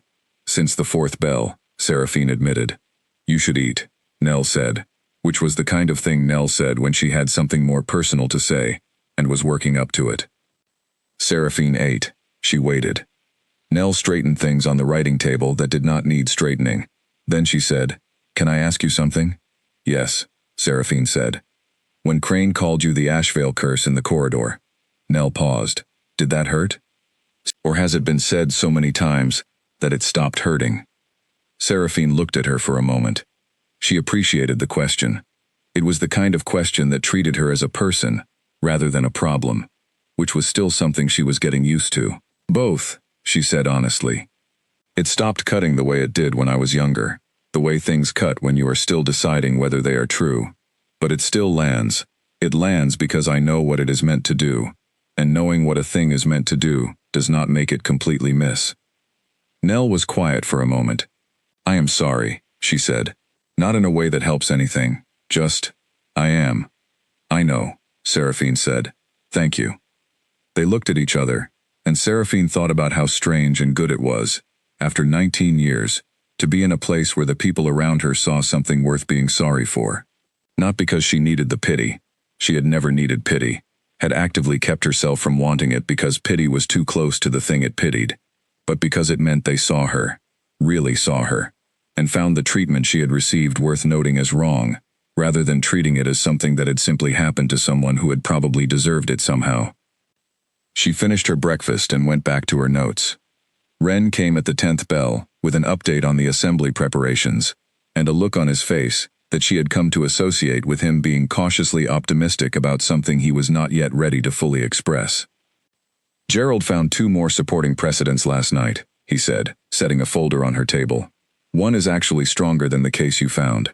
It is from 300 years ago, before the precedent was codified, and it involves an Ashenmore wolf specifically." Seraphine looked up. "There is a case involving a previous Ashenmore wolf and an assembly?" "A challenge assembly, yes. Similar circumstances. The challenge was dismissed." He paused. "Gerald is very pleased with himself." "He should be," she said. "That is excellent. He also wants you to know that he has prepared a complete presentation of the compact documents that he believes will take approximately 25 minutes and cover every possible objection the challenger's legal team might raise." Seraphine looked at him. "And is that too long or not long enough?" Wren thought about it seriously. "Gerald's 25 minutes is probably other people's 45, he said. "He is thorough but not repetitive." "Good," she said. "Tell him thank you." Wren started to leave and then stopped at the door. He turned back. He had the expression of a man who was saying something he had been thinking for a while, and had finally decided to say. "When the king made his announcement about your status after the selection," he said, "I thought, not that he was wrong, but that it might not end well. I have worked beside him for 8 years, and I know what he looked like for the 18 months after Clara. I know what closed looks like on him." He paused. "I was wrong about the outcome. I want you to know that I am glad I was wrong." Seraphine looked at him steadily. "I know this came at a cost to you," he said, "the weeks before the assembly, being the object of that campaign, being here at all, when you did not choose to be here." "I chose to stay," she said. "He gave me the choice, and I chose." "I know," Wren said. "But the choosing was done in difficult circumstances, and I am aware of that, and I want you to know that I am aware of it." She held his gaze for a moment. "Thank you, Wren," she said, "for all of it, for being fair from the beginning. Most people were not." He nodded, once, in the way that was not just acknowledgement. Then he left. She sat for a moment in the quiet of her rooms, with the snow beginning outside the window, and the assembly file open on her table, and the bond sitting steady in her chest, like something permanently true. And she thought about what fair looked like when you had spent 19 years without it. It looked like this: a door held, a question asked, an escort to a man who needed steadying, a thank you given and received. She picked up her pen and went back to her notes. Calum spent the day before the assembly in 3 separate meetings with the PAC delegates, who were considered the most uncertain, the ones whose votes, if a vote became necessary, would determine the assembly's outcome. He went into each meeting with the same thing he brought to every room he entered: complete attention, clear information, and the willingness to be honest, even when honest was not the most comfortable choice. After the 3rd meeting, which had gone well, but which had required him to sit still for 2 hours, while a delegate from the Central Territories expressed every concern he had ever had about the selection process in extensive and only occasionally relevant detail, he went to the archive room. Seraphine was there. She had been there most of the day, he knew because Nell told him, not because he had checked, which was a distinction he was maintaining with some deliberateness. She was at the far end of the table with the assembly precedent file open, and her notes arranged in the careful, organized way she arranged everything, and she looked up when he came in. "The central delegate?" she said. "Yes. How did it go?" "He has concerns about the precedent-setting implications of bond recognition, without prior shift confirmation," Calum said, sitting down. "We spent 40 minutes on it." "Did you resolve them?" "Partially," he said. "He is not opposed. He is cautious. There is a difference." "Cautious people can be worked with," she said. "Opposed people are harder." "Yes," he agreed. He looked at her notes. "You have been reading all day." "I found something I want to raise in the assembly," she said, "in addition to what we planned. But I want to hear what you think first." He looked at her. "Tell me." She told him about the 300-year-old case Wren had mentioned, and what it contained, and how she thought it could be used. She laid it out clearly and quickly, the way she laid everything out: the essential facts first, the supporting detail after, the potential objections flagged before he could raise them. He listened without interrupting. When she was done, he was quiet for a moment. "That is stronger than what we have," he said. "Yes," she said, "I think so. Why did you not present it to Gerald?" "I wanted to present it to you first," she said. "It is your assembly. Your kingdom. I am not going to add things to the strategy without your agreement." He looked at her steadily. "You are going to be queen," he said. "These are your decisions too." "They will be," she said. "We are not there yet. Right now, we are working on the same case, and I will not make unilateral additions without your agreement. That is not about rank. It is about respect." He was quiet for a moment. He thought about the people he had worked with for 4 years, council members, advisors, delegates, and the way almost all of them operated with some degree of agenda, some degree of positioning, some degree of using collaboration as a vehicle for their own interests. He thought about what it felt like, after 4 years of that, to sit across from someone who was drawing a clear and honest line. "Agreed," he said. "Add it to Gerald's presentation." "Thank you," she said. "Do not thank me," he said. "It is the right call. You found it." She looked at him for a moment, then she went back to her notes, and he opened the council correspondence he had brought with him, and they worked in the archive in the firelight, while the snow came down outside, and Ironhold settled into the quiet of a city, waiting for morning. The Challenge Assembly convened at the 3rd bell of morning in the Ironhold Great Hall. The room looked different for it. The ceremonial torches were all lit, 40 of them in their iron brackets along the walls, and the 7 PAC delegate flags were displayed on posts behind the raised platform where the council seats were arranged. PAC delegates sat in rows on either side of the central aisle, 12 representatives from each territory, faces ranging from curious to guarded to openly determined, depending on where their allegiances had already settled. The gallery above was full. News had moved fast in Ironhold, as news always did, in a city where the population had very little to do on winter mornings, except pay attention to what the palace was doing. Every seat in the gallery was taken. There were people standing at the gallery rail. There were people in the corridor outside who could not get in, but had propped the door to listen. Seraphine walked in from the east entrance with Wren on her left and Mora on her right, and she wore the cleanest thing she owned, and her chin was level, and her amber eyes did not waver. She had shifted just before the assembly, not in public, not with witnesses, alone, in the inner courtyard at the first light of dawn, because the wolf had been rising since the garden, and when Seraphine had finally gone to the courtyard and stood there in the gray early light and let herself be still, her wolf had come, quietly, completely. The shift was not the rupture she had imagined. It was more like breathing out after holding your breath for 19 years. Like finally setting down something heavy that she had carried so long she had forgotten what it felt like not to carry it. She stood in the courtyard for a long time in her wolf form. She was golden white, enormous, and completely sure of herself. She looked at the palace walls and the winter sky and the frosted garden, with the eyes of a wolf who had been waiting a very long time, and was not, now that the waiting was over, in any hurry to be less than exactly what she was. Then she shifted back and went to prepare for the assembly. The assembly protocol required both parties to take their formal positions before the king entered. Seraphine was guided to the respondent's position, a standing area to the left of the central floor, and Vale Crane and his assembled families took the challenger's position to the right. Vale Crane was not what she had expected from his reputation. He was not dramatic or physically imposing. He was a compact, neatly presented man in his late 30s, with his father's small eyes, and the particular confidence of someone who has rarely been told no by anyone who mattered. He looked at Seraphine once, when she took her position, with an expression of controlled contempt, and then looked away as though she was not worth the sustained attention. She noted it, she filed it. The assembly herald announced the entry of the Alpha King. Calum came in through the main doors, alone, not with guards, not with attendants. That was deliberate, she understood. He walked the length of the great hall in the complete silence of a room that could not quite help itself, and he went to the central platform and stood before his council chair without sitting in it, because the protocol of the assembly required him to stand among his people rather than above them. He looked at Seraphine once, briefly, when he passed the respondent's position, a look that was not public and not performative and lasted only a second.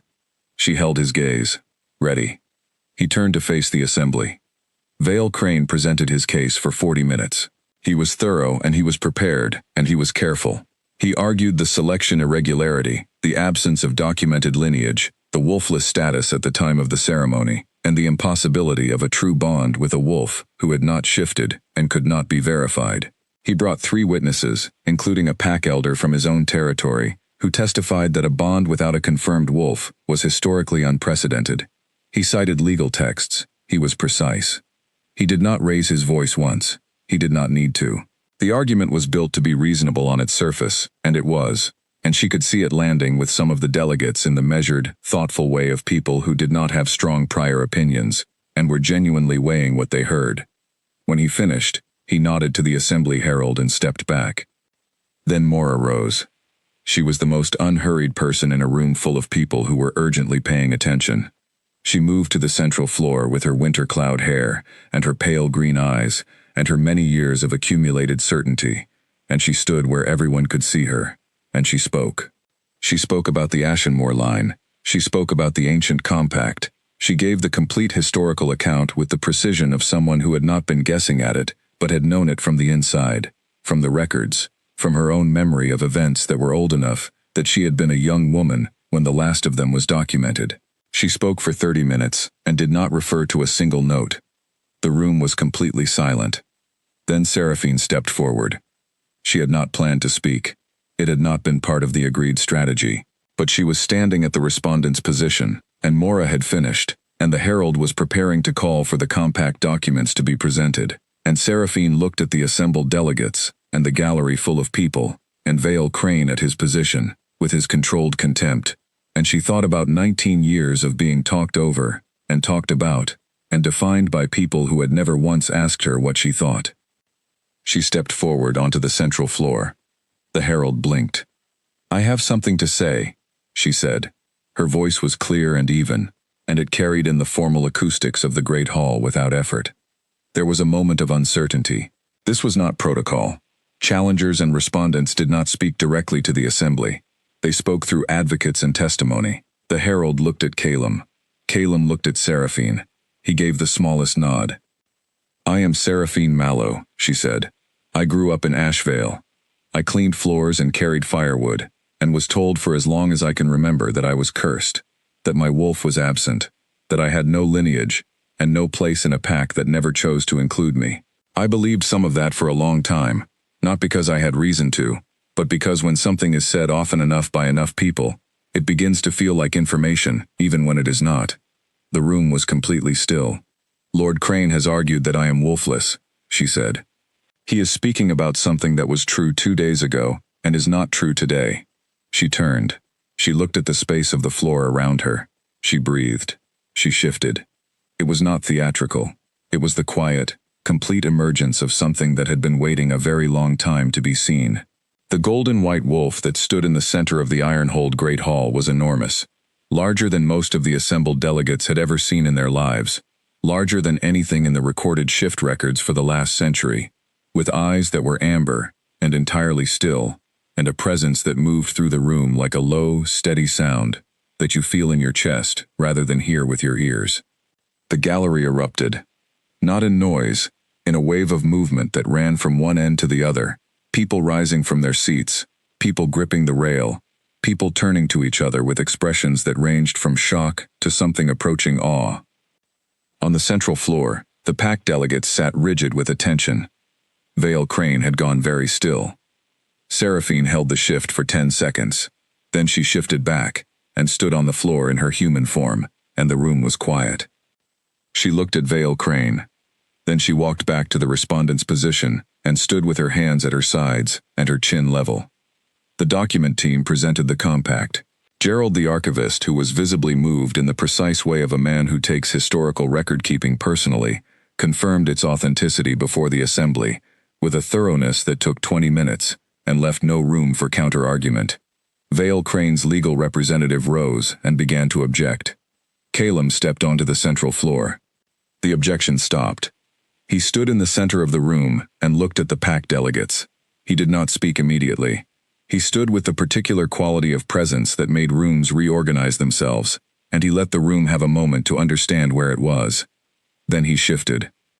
Kale emerged, and the great hall of Ironhold went completely silent in the way that deep, instinctive things make people silent, the way certain sounds do, the way certain sights do, the way the presence of something ancient and significant does when it makes itself known in a room full of people who know, in their bones, that they are witnessing something they will tell their families about for the rest of their lives. Kale, vast, silver-black, deeply old, walked from the center of the floor to where Seraphine stood at the respondent's position. He walked without hurry. He walked the way things walk when they are entirely sure. He lay down at her feet. The great hall was absolutely silent for a long moment. Then one of the Eastern delegates stood, then another, and another. Within 30 seconds, every delegate on one side of the room was standing, and then the other side joined them, one by one, until every pack representative in the great hall was on their feet. Not for Calum, not for the compact or the law or the evidence, for what was simply, undeniably, real. Vale Crane did not stand, but he said nothing. There was nothing left to say. The Assembly Herald did not call for a formal vote. There was no formal vote. The Challenge Assembly concluded not with a legal ruling, but with the oldest form of pack recognition available, the assembled witnesses of 7 territories, standing, in the presence of something true. The hours after the assembly were unlike anything Seraphine had experienced before, and she had experienced a great deal in a short time. The formal session closed. The delegates rose and began their conversations, not with her, not immediately, but with each other, in the way that people process something significant by first narrating it to someone standing beside them. She could hear fragments as she walked with Ren toward the east exit. Extraordinary. Never seen a wolf that size. The compact is genuine. What does this mean for the Northern Territory Agreement? Do you think the king? She stopped listening. She had learned early in life that other people's conversations about you were rarely as informative as the conversations you had directly with them. The first pack delegate to approach her directly was Oswin from the Northern Territory, who had been one of the uncertain votes. He was a broad, gray-bearded man who moved with the deliberate care of someone who had been told he was imposing and had learned to moderate his pace accordingly. He came up beside her in the corridor outside the Great Hall and walked with her for a moment without speaking. She waited. "I want to say something," he said finally. "All right," she said. "I came to this assembly with significant reservations," he said, with the directness of a man who does not apologize for having had an opinion and does not expect to be criticized for saying so. "I want you to know that. I also want you to know that those reservations were not about you personally. They were about a process that moved faster than I was comfortable with. That is reasonable, she said. He looked at her sideways. Most people would not say that. Most people would be trying to win you over, she said. Your reservations were about process. The process was unusual. Your reservations were not unreasonable. He was quiet for a moment. What you did in there, he said, standing on the floor, and speaking when it was not protocol. Yes, she said. I know it was not protocol. It was the right thing to do, he said. I want you to know that I thought so. At the time, not after. Protocol exists to serve good decisions, not to prevent them. A pause. I also want you to know that the water rights discussion you had with me 3 weeks ago has not left my mind. My assistant has been reviewing the original treaty language based on the angle you suggested. She looked at him. Has he found anything useful? Possibly, Oswin said. I would like to continue that conversation, when things settle. I would like that too, she said. Come and find me in the archive. I will have Gerald pull the supporting documents. He nodded.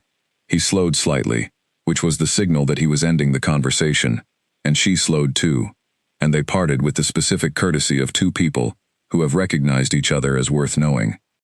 Ren had watched the whole exchange from a discreet distance and said, when she reached him, Oswin does not initiate conversations with people he does not intend to respect. I know, she said. I read his pack history. Of course you did, Ren said, with something that might have been the beginning of a laugh contained at the last moment. She found Calum in the small anteroom off the Great Hall, where the king's party retired between sessions of formal events. He was standing at the window, always the window, she had noticed. He thought at windows, and he turned when she came in. He looked at her for a long moment. She looked back. Cale has not been that settled in 18 months, he said, which was not what she had expected him to say, and was, at the same time, exactly right. Good, she said. The delegates are going to want to meet with you individually, he said. All 7 territories. Each one will have specific concerns and specific interests. It is going to take time. I know, she said. I have already spoken with Oswin. The northern water rights situation is more resolvable than people think, if someone takes the time to read the original language. He looked at her. You discussed the water rights. He brought it up, she said. Well, I had brought it up 3 weeks ago, and he circled back to it today. He continued looking at her. You have been meeting with delegates. Ren was always there, she said. I was not holding private councils, but when people want to talk, I talk with them. It seemed like the appropriate thing to do. It is, he said. I am not criticizing it. I am. He paused. He looked for the word. I am impressed, he said, which came out with the slightly surprised quality of a man who did not often use that word, and meant it genuinely when he did. She considered this. You expected me to need more time, she said, to find my footing. I expected it to be harder than this, he said honestly. She thought about 19 years of being the unwelcome person in every room, of learning how to read the temperature of a space and the intentions of the people in it, of building a working understanding of human nature, purely by necessity, because she had no other tools. She thought about the hundreds of books on pack politics and governance she had read in a cold storage room in Ashvale, for no reason except that she found them interesting. I have been preparing for this my entire life, she said. I just did not know that was what I was doing. He was very still for a moment, and then something in the careful, controlled face of the Alpha King of Ironhold went quiet in a different way. Not the controlled quiet, not the contained grief quiet, but the quiet of something that has finally understood something it needed to understand. Yes, he said, I think that is exactly right. They stood in the anteroom, while the sounds of the assembly's aftermath moved through the palace around them, and it was not the courtyard, and it was not the library, and it was not any of the places they had spoken before, but the thing between them was the same thing it had always been. Present, settled, entirely real. She crossed the room and stood beside him at the window.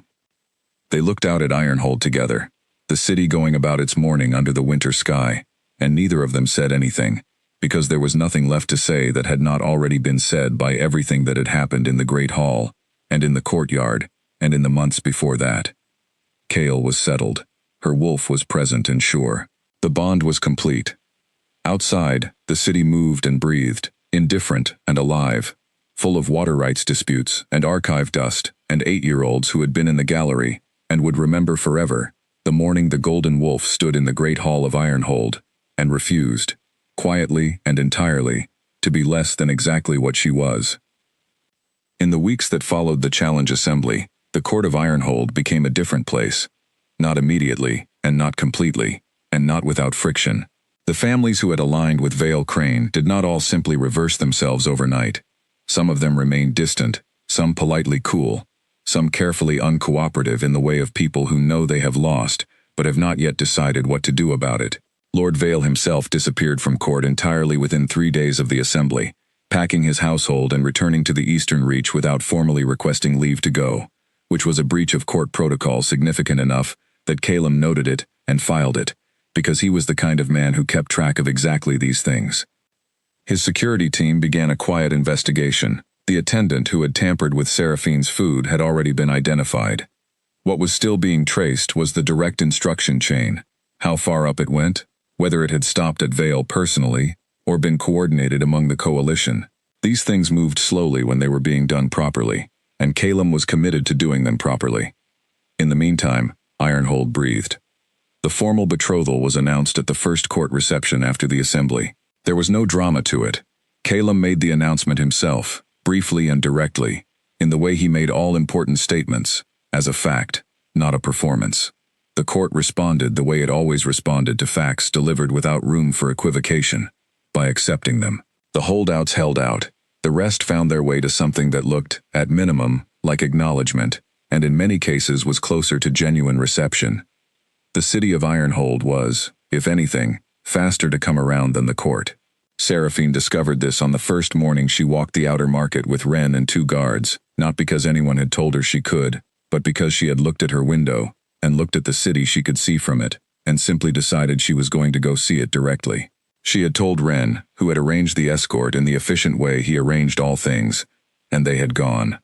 The market received her differently than she expected. People looked, of course they looked. She was accompanied by the commander of the Royal Guard and 2 soldiers, which was conspicuous regardless of who was with them. But the looking was not unfriendly. It was curious. A woman selling winter vegetables offered her a sample completely unprompted. A man with a bookstall asked if she was looking for anything specific, and then spent 10 minutes finding her 3 texts she had not been able to locate in the palace archive. A group of children who were clearly supposed to be somewhere else stood at the edge of the road and stared at her, until one of them, a girl of about 8, called out, "Are you the wolf lady from the assembly?" Seraphine stopped and looked at the girl. "Yes," she said. The girl looked at her with the solemn and direct gaze of an 8-year-old. "My mother said you were the big golden one." "Your mother was there?" "She was in the gallery." "Then yes," Seraphine said. "I was the big golden one." The girl nodded, very seriously, as though this confirmed something important, and ran off. Wren, walking beside her, said nothing. But his expression, which she had come to know quite well by now, contained something she recognized as that specific warmth you feel when something good happens to someone who has deserved it for a long time, and the world has taken a while to notice. She found Calum in the archive room that evening, not the East Library, but the main palace archive, where Gerald had set them up with the full set of Ashenmore historical records. They had been working through them methodically, filling in the gaps in the account, and they had developed a rhythm for it. She on one side of the long table, he on the other, both of them reading, passing things across the table when they found something relevant, speaking when they had something to say, and comfortable enough not to speak when they did not. She set her market bag on the table. He looked up. "Books?" he said. "3, she said. "I found them in the market. The stall-keeper had a genealogical index from the 3rd century that I have been trying to locate for 2 weeks. He looked at her with the expression she had come to understand as his version of genuine warmth. It was not a grand expression. It was very small and very real. "You went to the market," he said. "I live here," she said simply. "I should know the market." He looked at her for a moment, then he said, "How was it?" She thought about the vegetable seller and the bookstall and the 8-year-old girl and the gallery that had stood in the great hall when she shifted. "It was good," she said. He went back to his record. She sat down across from him and opened her new index, and they worked in silence, and the archive fire burned, and the winter evening settled over Ironhold, outside the high windows. She found the final missing piece of the Ashenmore account at the 9th bell that night, in the back of a document she had almost passed over. A secondary genealogical note appended to the founding compact in a different hand from the original, written in the cramped, careful writing of someone adding information they considered important, but which had not been included in the main text. It was a personal note. The writer identified himself only by initials, but Gerald confirmed the next morning that the handwriting matched that of the third royal archivist, who had held the position 200 years ago. The note read as follows: "The Ashenmore line does not diminish, it does not run out, it does not become less than it is, through difficulty or time, or the carelessness of others who could not see what they were standing near. The gift is not consumed by hardship. It is, by all evidence of the cases herein documented, made clearer by it." Seraphine read it twice. She set it down on the table. Calum was watching her from across the table. He had been watching her for a few minutes. She had become attuned to the quality of his attention, the way it felt when it was on her. She looked up. He did not say anything. She did not say anything either. After a moment, she slid the document across the table to him. He read it. His expression did not change outwardly, but she felt the shift in him, felt it through the bond that had been clarifying itself over the past 3 weeks, growing more defined, more present, more like a conversation between two things that were learning the language of each other. He set the document down. "It was worth finding," he said. "Everything is worth finding," she said, "if you know how to look." He held her gaze for a moment. "You knew how to look before you had anything to look at," he said. She thought about the cold storage room in Ashvale, the cracked window, and the cold air, and the rescued books. She thought about 19 years of learning everything she could get her hands on, in a place that had never intended for her to learn anything at all. "I had a very long time to practice," she said. That night she lay in her rooms in the inner wing, and listened to the city of Ironhold through the wall of her window, and she thought about the morning ahead. There were things still to do.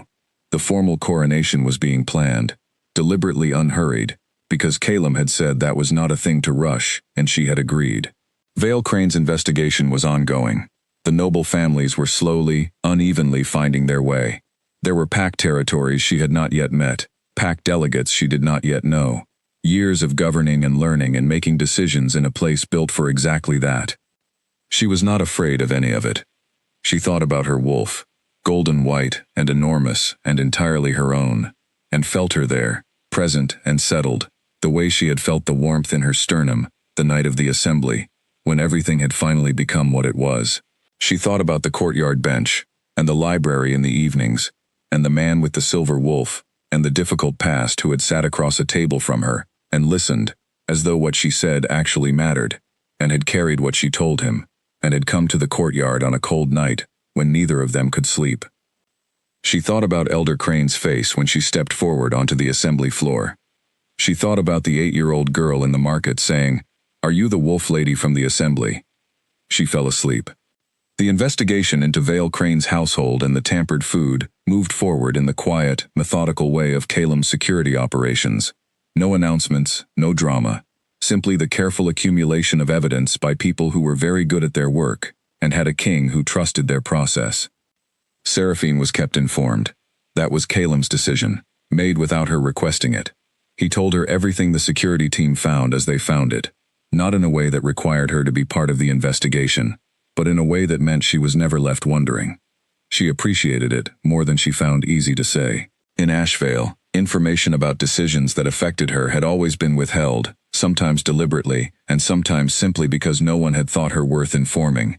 The experience of being told things, of being considered someone who deserved to know what was happening, was still new enough to surprise her. The attendant who had tampered with the tray confessed within 2 days. He was young, and had been promised money he badly needed, and the decision had clearly weighed on him since the moment he made it, and he told the security team everything, without requiring much pressure.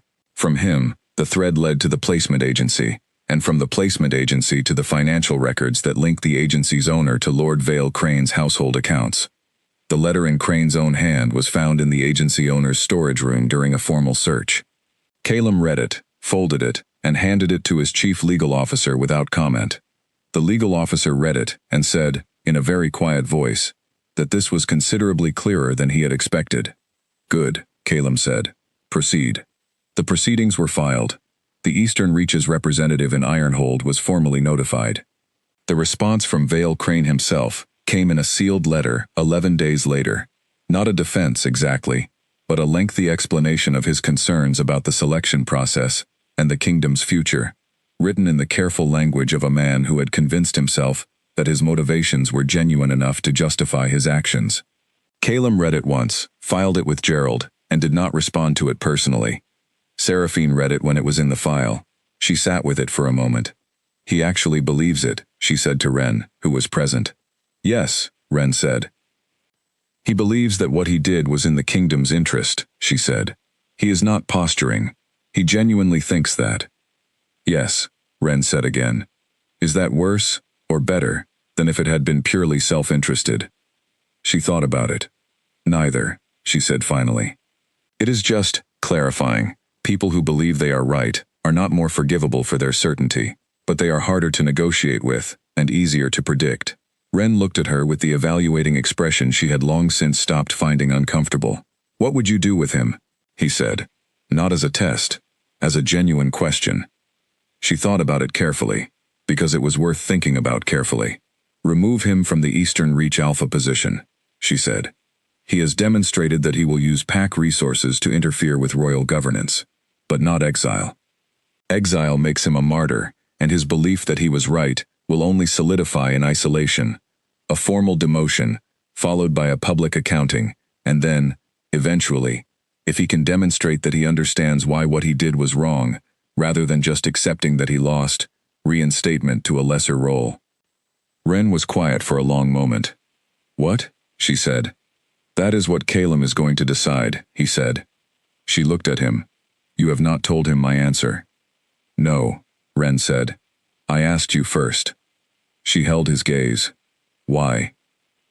He thought about how to answer honestly. "Because I wanted to know if you thought the same way he thinks," he said.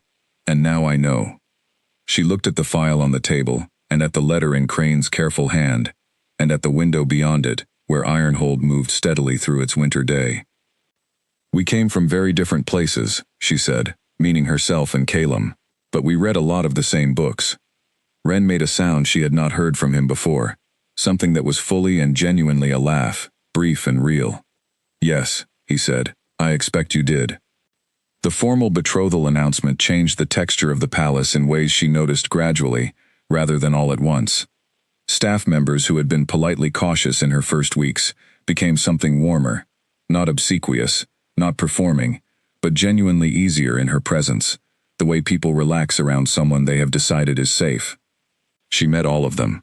She learned their names. She asked questions that were real, rather than ceremonial, and she listened to the answers with the same attention she gave everything, and word moved through the staff. She was fair to learn. She remembered things. She treated people the way Nell described it in the kitchen, like they were actually there. She was aware of the significance of this.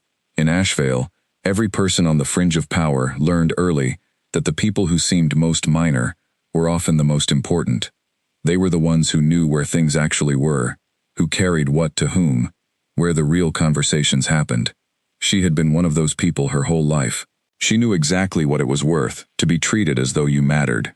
And she treated people as though they mattered because she believed they did, not as a strategy, as a simple fact of how she had always understood the world. Calum noticed. Of course he noticed. He noticed everything. He mentioned it once, briefly, on an evening when they were in the archive and she had spent 20 minutes in an unexpected conversation with one of the junior archivists about a family of records from the Southern Territories that the junior archivist had been cataloging for months and had not been asked about by anyone. "Gerald tells me his staff are asking if there are more tasks that require your review," Calum said, after the junior archivist had left. Seraphine looked up from her page. "There are," she said. "The 3rd century Southern records have not been cross-referenced with the lineage index from the same period. It is a significant gap. I told him I would help." You told a junior archivist that you would help him with his catalog, Calum said, not critically, observationally.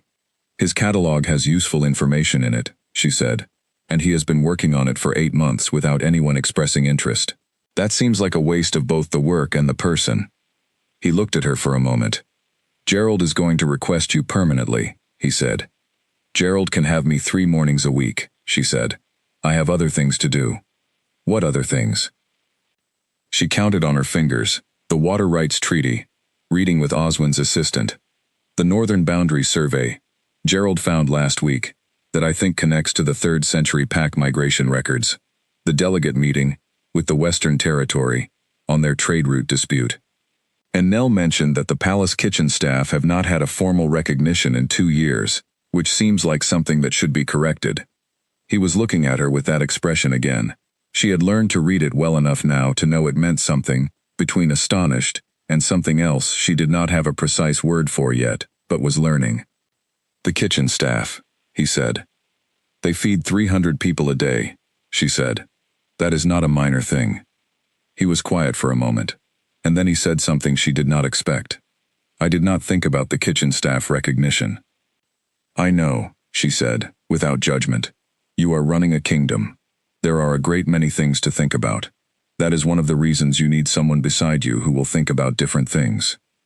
He held her gaze. Is that what you are doing? She thought about the word anchor and what Mora had told her about the Ashenmore gift and the long years in Ashvale that had not diminished it. She thought about the way the bond felt when she paid attention to it.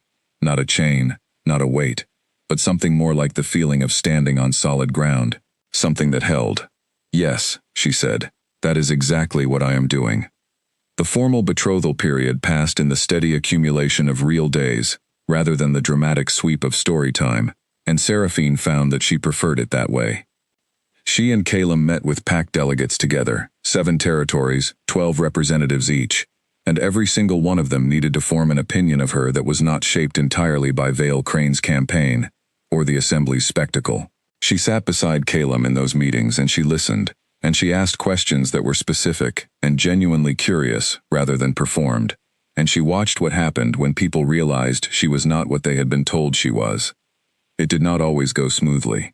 The delegate from the far northern territory, a gray-bearded alpha named Oswin, spent the first 30 minutes of their meeting directing every comment exclusively at Calum, as though Seraphine were a piece of furniture. She did not interrupt him or demand his attention. She waited. When there was finally a pause long enough, she said, calmly, Lord Oswin, I understand the Northern Pack's water rights dispute with the Eastern Territories has been ongoing for 11 years. I read the original treaty language last week, and I think I see where the ambiguity was introduced. Would you like to discuss it? Oswin turned and looked at her for the first time. That was the beginning of a 2-hour conversation that resolved nothing formally, but established something real. Wren told her afterward, in the corridor, with his characteristic understatement. Oswin has not had a productive water rights conversation in a decade. He looked almost grateful. He was grateful, she said. He wanted someone to take it seriously. Most people find it boring. Do you find it boring? She thought about it honestly. No, she said.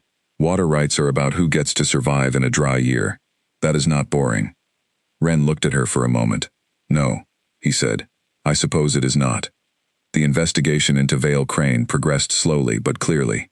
The instruction chain from the tampered food was traced back to a direct order from a household manager in Crane's personal staff, and from there, to a sealed letter in Crane's own handwriting, which Gerald identified through comparison with the same handwriting Calum had received from Crane in official correspondence. It was enough for formal proceedings, and those proceedings began 3 weeks after the assembly. Vale Crane did not return to contest them. He sent a legal representative from the Eastern Reach, who made arguments that were technically competent and practically hopeless.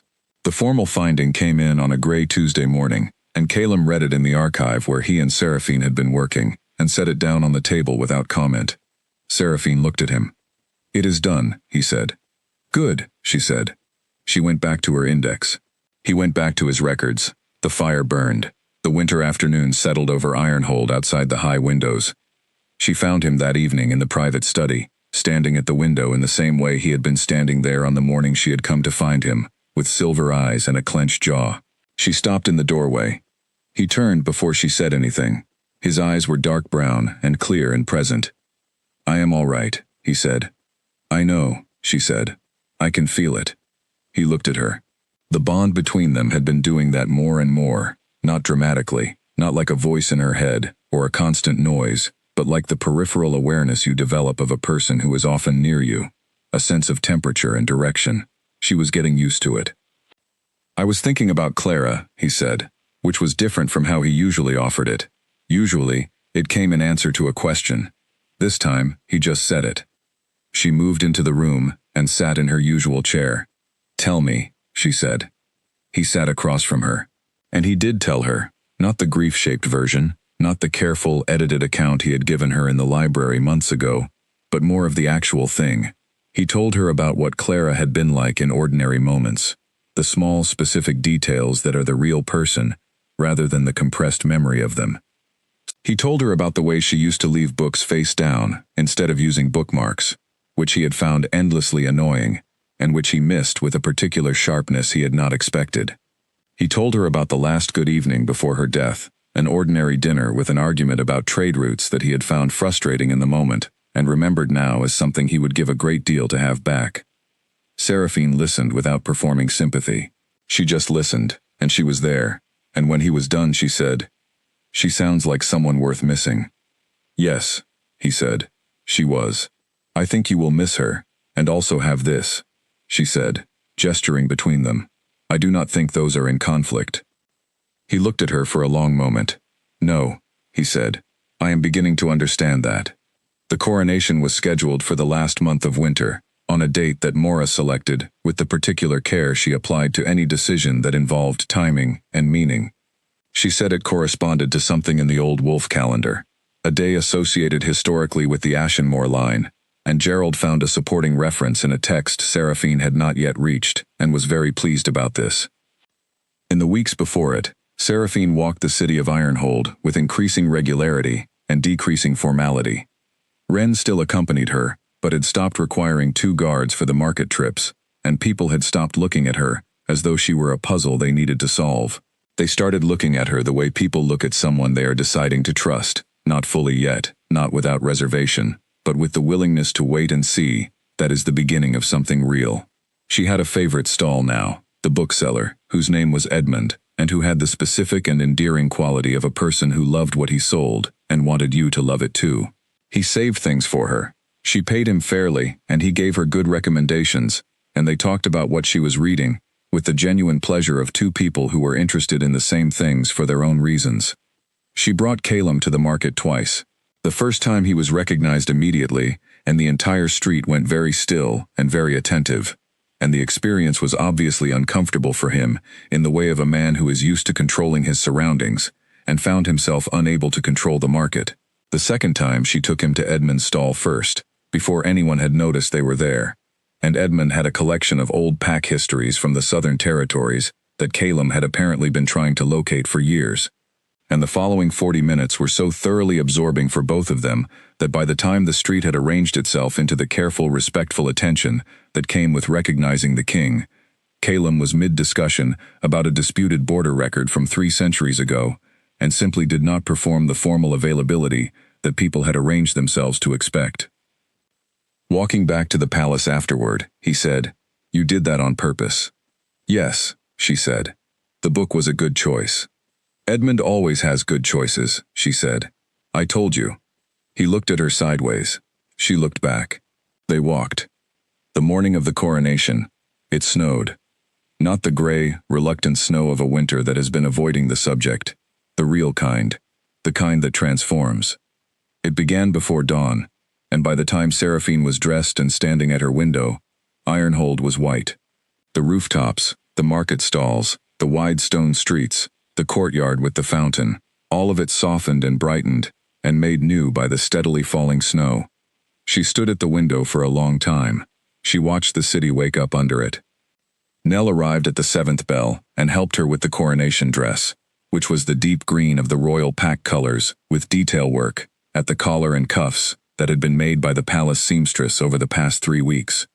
It was nothing like anything she had ever worn.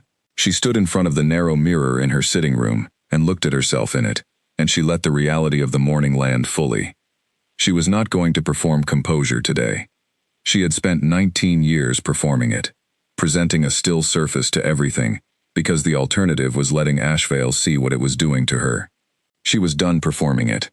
Today she was going to actually feel what she felt, and what she felt was large and complicated and real, and she was not going to reduce any of it to a manageable size for the sake of looking unaffected. She felt ready.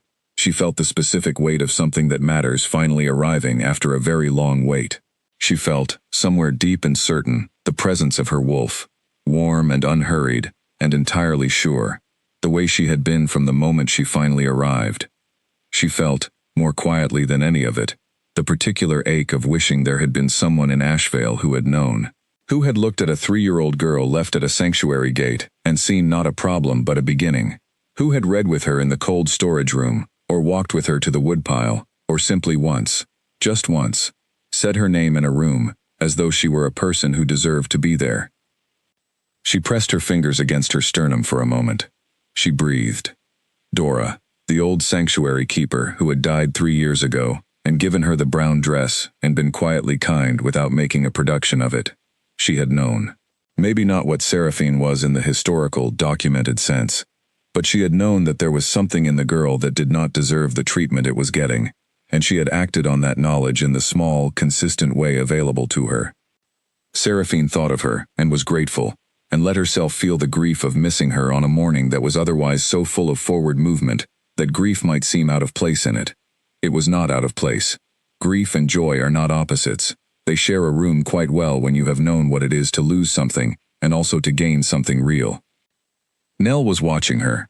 Nell had the specific tact of someone very young who has developed it out of genuine care rather than training, and she did not say anything, but she set a hand briefly on Seraphine's shoulder, and then removed it, and went back to fixing the collar of the dress. Ren came at the 8th bell. He looked at her in the doorway for a moment, and his expression, the one that was always doing several things at once, did something she had not quite seen it do before. He looked, briefly, like a person who is genuinely moved, and is not going to pretend he is not. "Ready?" he said. "Yes," she said. They walked together through the inner corridor toward the great hall. The palace was alive around them, in a way it had not been even on the morning of the challenge assembly. Staff in their best clothes, guards at attention, the distant sound of the iron-hold bells beginning their ceremonial sequence. She could hear voices from the gallery above, a low collective sound that was not quite words yet. Mora was waiting at the entrance to the great hall. She looked at Seraphine with her pale green eyes and said nothing for a moment. Then she said, "I knew the moment I saw you, you know. In the receiving room after the throne room. I knew exactly what you were." Seraphine looked at her. "Why did you not say so immediately?" "Because some things must arrive in their own time," Mora said. "And because you were already finding your way to it without me. I did not want to interrupt something that was working." Seraphine thought about that. Was it working? "You found the compact in 2 days," Mora said. "You went looking for yourself in a library you had never been in before, and found the document that changed everything in 48 hours. What do you think?" Seraphine said nothing, but she felt something settle. The doors of the great hall opened. The room was full. Every delegate, every court member, every staff person who could find a position, the gallery completely packed. The 7-pack flags on their posts, the ceremonial torches, the deep winter light coming through the high windows that was different this morning because of the snow, brighter, reflected, strange and clean. At the far end of the hall, not at the dais, not at the throne, at the entrance from the king's corridor on the opposite side of the room, Calum appeared. He was in the full ceremonial clothes, the dark layers with the silver detail work of the royal line, and he looked like what he was. But she was not looking at any of that. She was looking at his face, and his face had something in it that she had not seen there, on the morning of the assembly, or the morning he had come to her sitting room with silver eyes, or in any of the library evenings, or in the courtyard in the cold. It was not relief, and it was not joy exactly, and it was not grief's absence. It was something simpler than all of those things. It was simply him, fully present, without the weight he had been carrying shaped like performance or protection. He walked toward her from one end of the hall. She walked toward him from the other. They met in the middle, not at the dais, not at the throne, in the center of the floor, where she had stood on the morning of the selection, and everything had changed. The assembly herald began the coronation protocol. The words were old and formal, and she heard them the way you hear ceremony, when you are fully inside a moment, and the words are simply the container for what the moment actually is. The crown was brought by Gerald, who was so visibly moved that his hands were unsteady as he carried the tray. He presented it to Calum, who took it, and there was a moment, brief, private in its quality even in a room full of hundreds of people, where he looked at her and she looked at him, and everything that had happened between them from the throne room to the library to the courtyard to the assembly was present in that look, all of it, nothing simplified.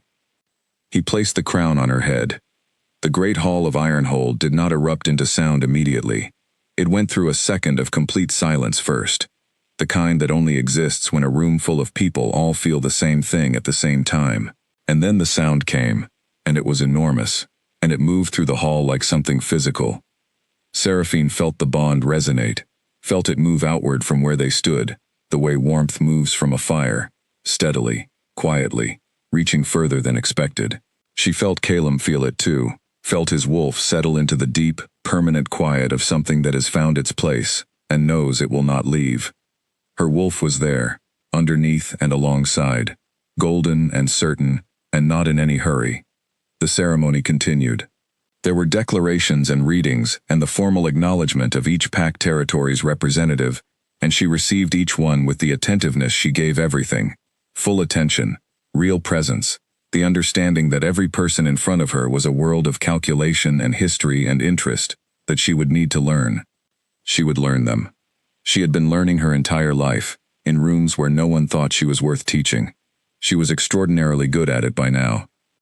Afterward, on the balcony above the main city gate, where the tradition required the newly recognized queen to be seen by the city, by the ordinary people of Ironhold who would wake tomorrow and have a queen they needed to decide what to do with, she stood in the snow that was still falling, light and steady, and looked at the rooftops and the streets and the people gathered in the square below.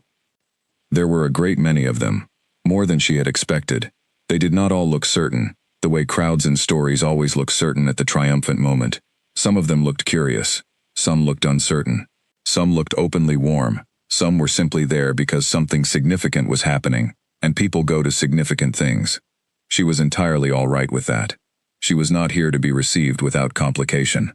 She was here to do the actual work, the slow, accumulating daily work of being worth trusting and worth knowing, of governing in the way that she had read about and thought about and believed in, of being the kind of presence that could actually bear the weight it was given. Calum came to stand beside her.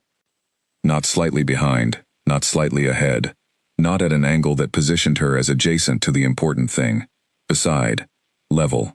He had done this on the morning of the assembly, and she had noticed it and not said anything. And now he did it again, and she still did not say anything because some things did not need to be said. The snow fell. The city spread below them. The bells of Ironhold sounded the coronation ring. Not the formal sequence, but the full celebration pattern, the one that meant something actual had happened, and the city was allowed to know it. He said nothing. She said nothing. After a moment, she said, "What are you thinking?" He was quiet for a few seconds. "I am thinking that you told me on your first night in the library that you had been looking for yourself in books for years. And I am thinking that you found yourself without any help from me, and that I arrived at the end of the finding and said stay, and you made me say please." She looked at him. "You did not say please." "I thought it," he said. "That does not count," she said. Something moved in his expression. That small, real, entirely unperformed thing that she had come to know was what he looked like when he was genuinely pleased. "No," he agreed. "I suppose it does not." Below them, in the snow-covered square, a sound was building. Not a shout, not a performance, something more gradual, more real. The sound of a city deciding, one voice at a time, to welcome someone. She listened to it. She had spent 19 years being told that the world was not built for her. She had spent 19 years in the cold storage room of a village that had already written her story, without consulting her, reading everything she could find about the world outside it, and trying to understand what she was and where she might belong. She was standing now on a balcony above a city of 30,000 people, with a crown on her head and a wolf in her chest, and a bond that had sealed in a frozen courtyard on a night when neither of them could sleep, and the snow was falling on everything equally, on the palace and the market stalls and the rooftops of Ironhold, and on her, the same as anyone. She was not finished. She had not arrived at an ending. She was standing at the exact place where things begin, with everything still ahead of her, the learning and the governing and the building of something she had never had before, which was a place that was actually hers. She thought about the 8-year-old girl in the market.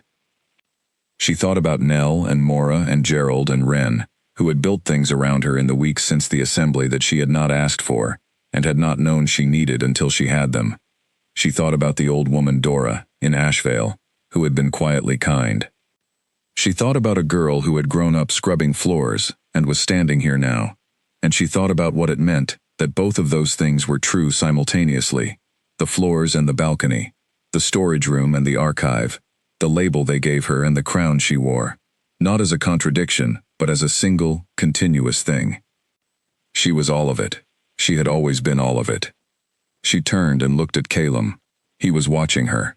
He watched her in that fully present way that she had noticed from very early on, not observing, but genuinely there, the full weight of his attention given, without reservation. She had spent her whole life in rooms where people looked through her, or past her, or at her, without seeing anything real. He saw her. She had learned, very recently, that this was not a small thing. "The whole kingdom is watching," he said, very quietly, for only her. "I know," she said. "Are you ready for that?" he asked. She thought about it genuinely, the way she thought about everything, not performing confidence, not performing uncertainty, just sitting with the question until the honest answer arrived. "I am ready," she said. "I have been ready. I just did not have anywhere to put it yet." He looked at her for a moment.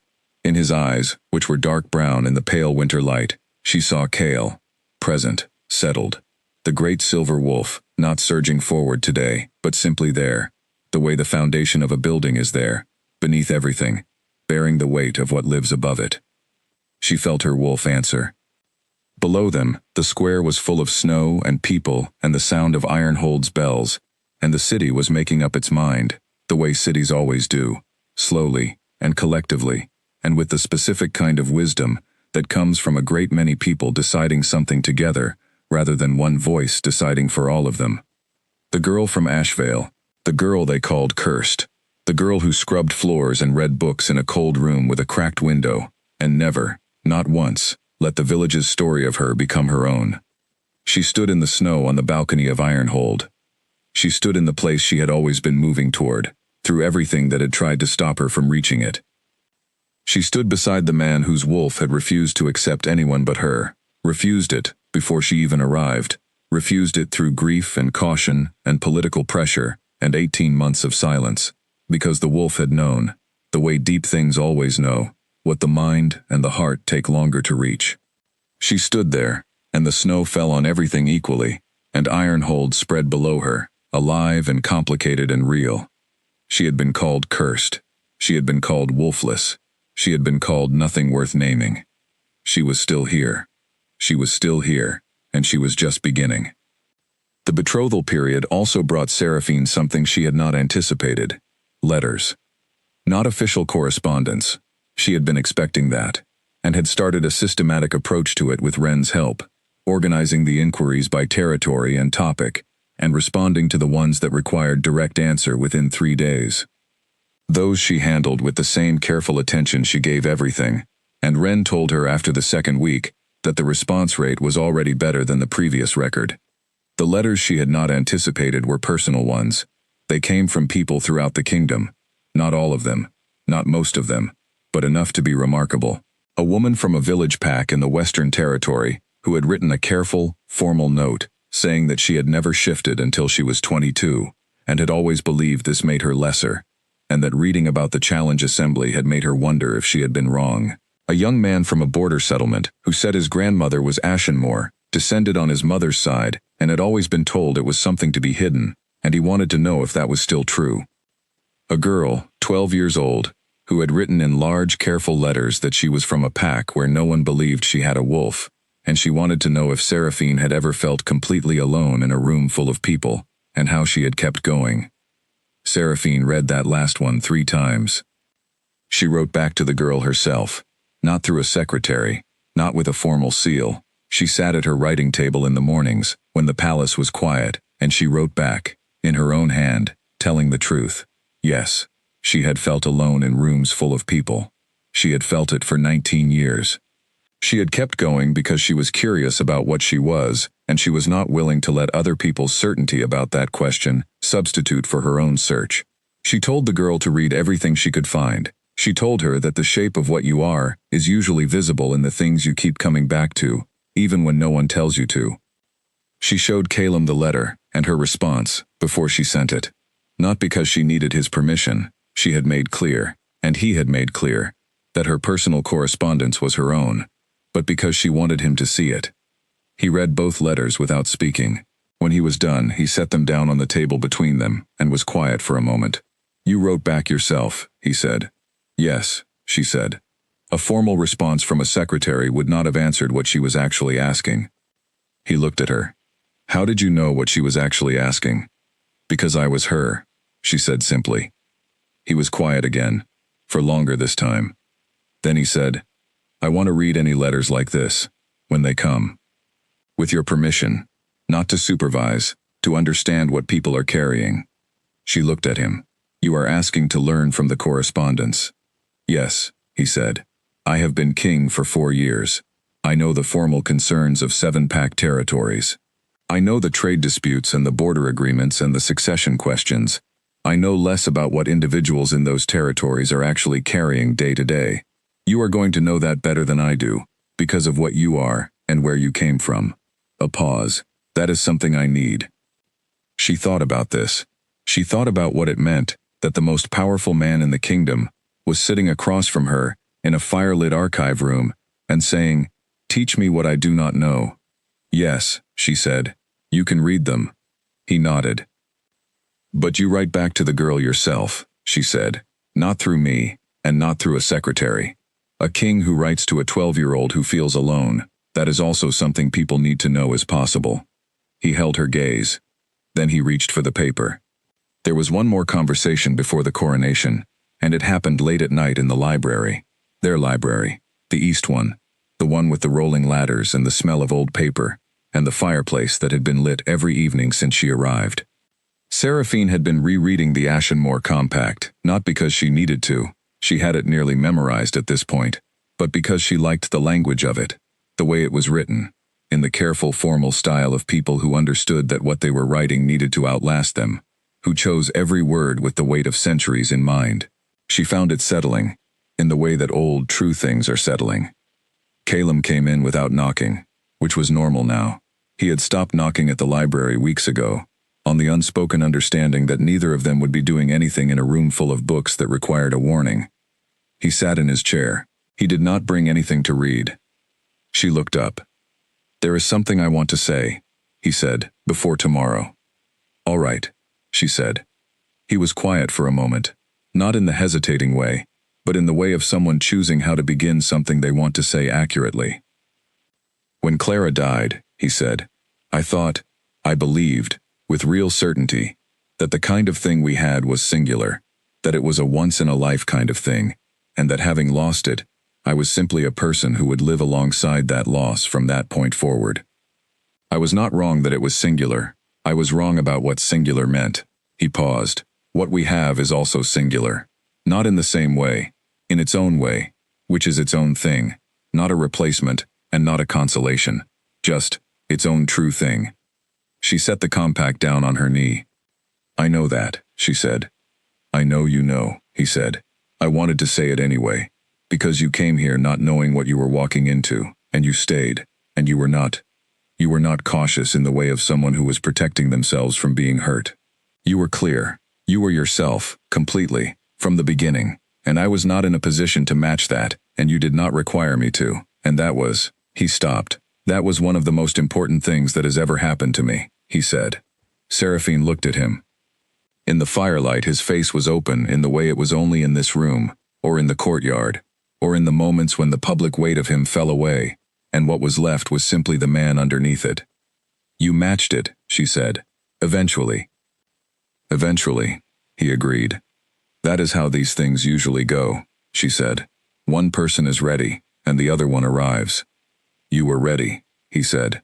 You were ready before you knew what you were ready for. She thought about the cold storage room, the cracked window, the books she had rescued from rubbish piles and read in secret, and carried inside herself for 19 years. The girl who had been told she was nothing, and had refused, quietly and completely, to believe it. Yes, she said, I think I was. The fire burned. Outside the library window, Ironhold was quiet under its first real snow of the season, the city resting before the morning that would change what it was.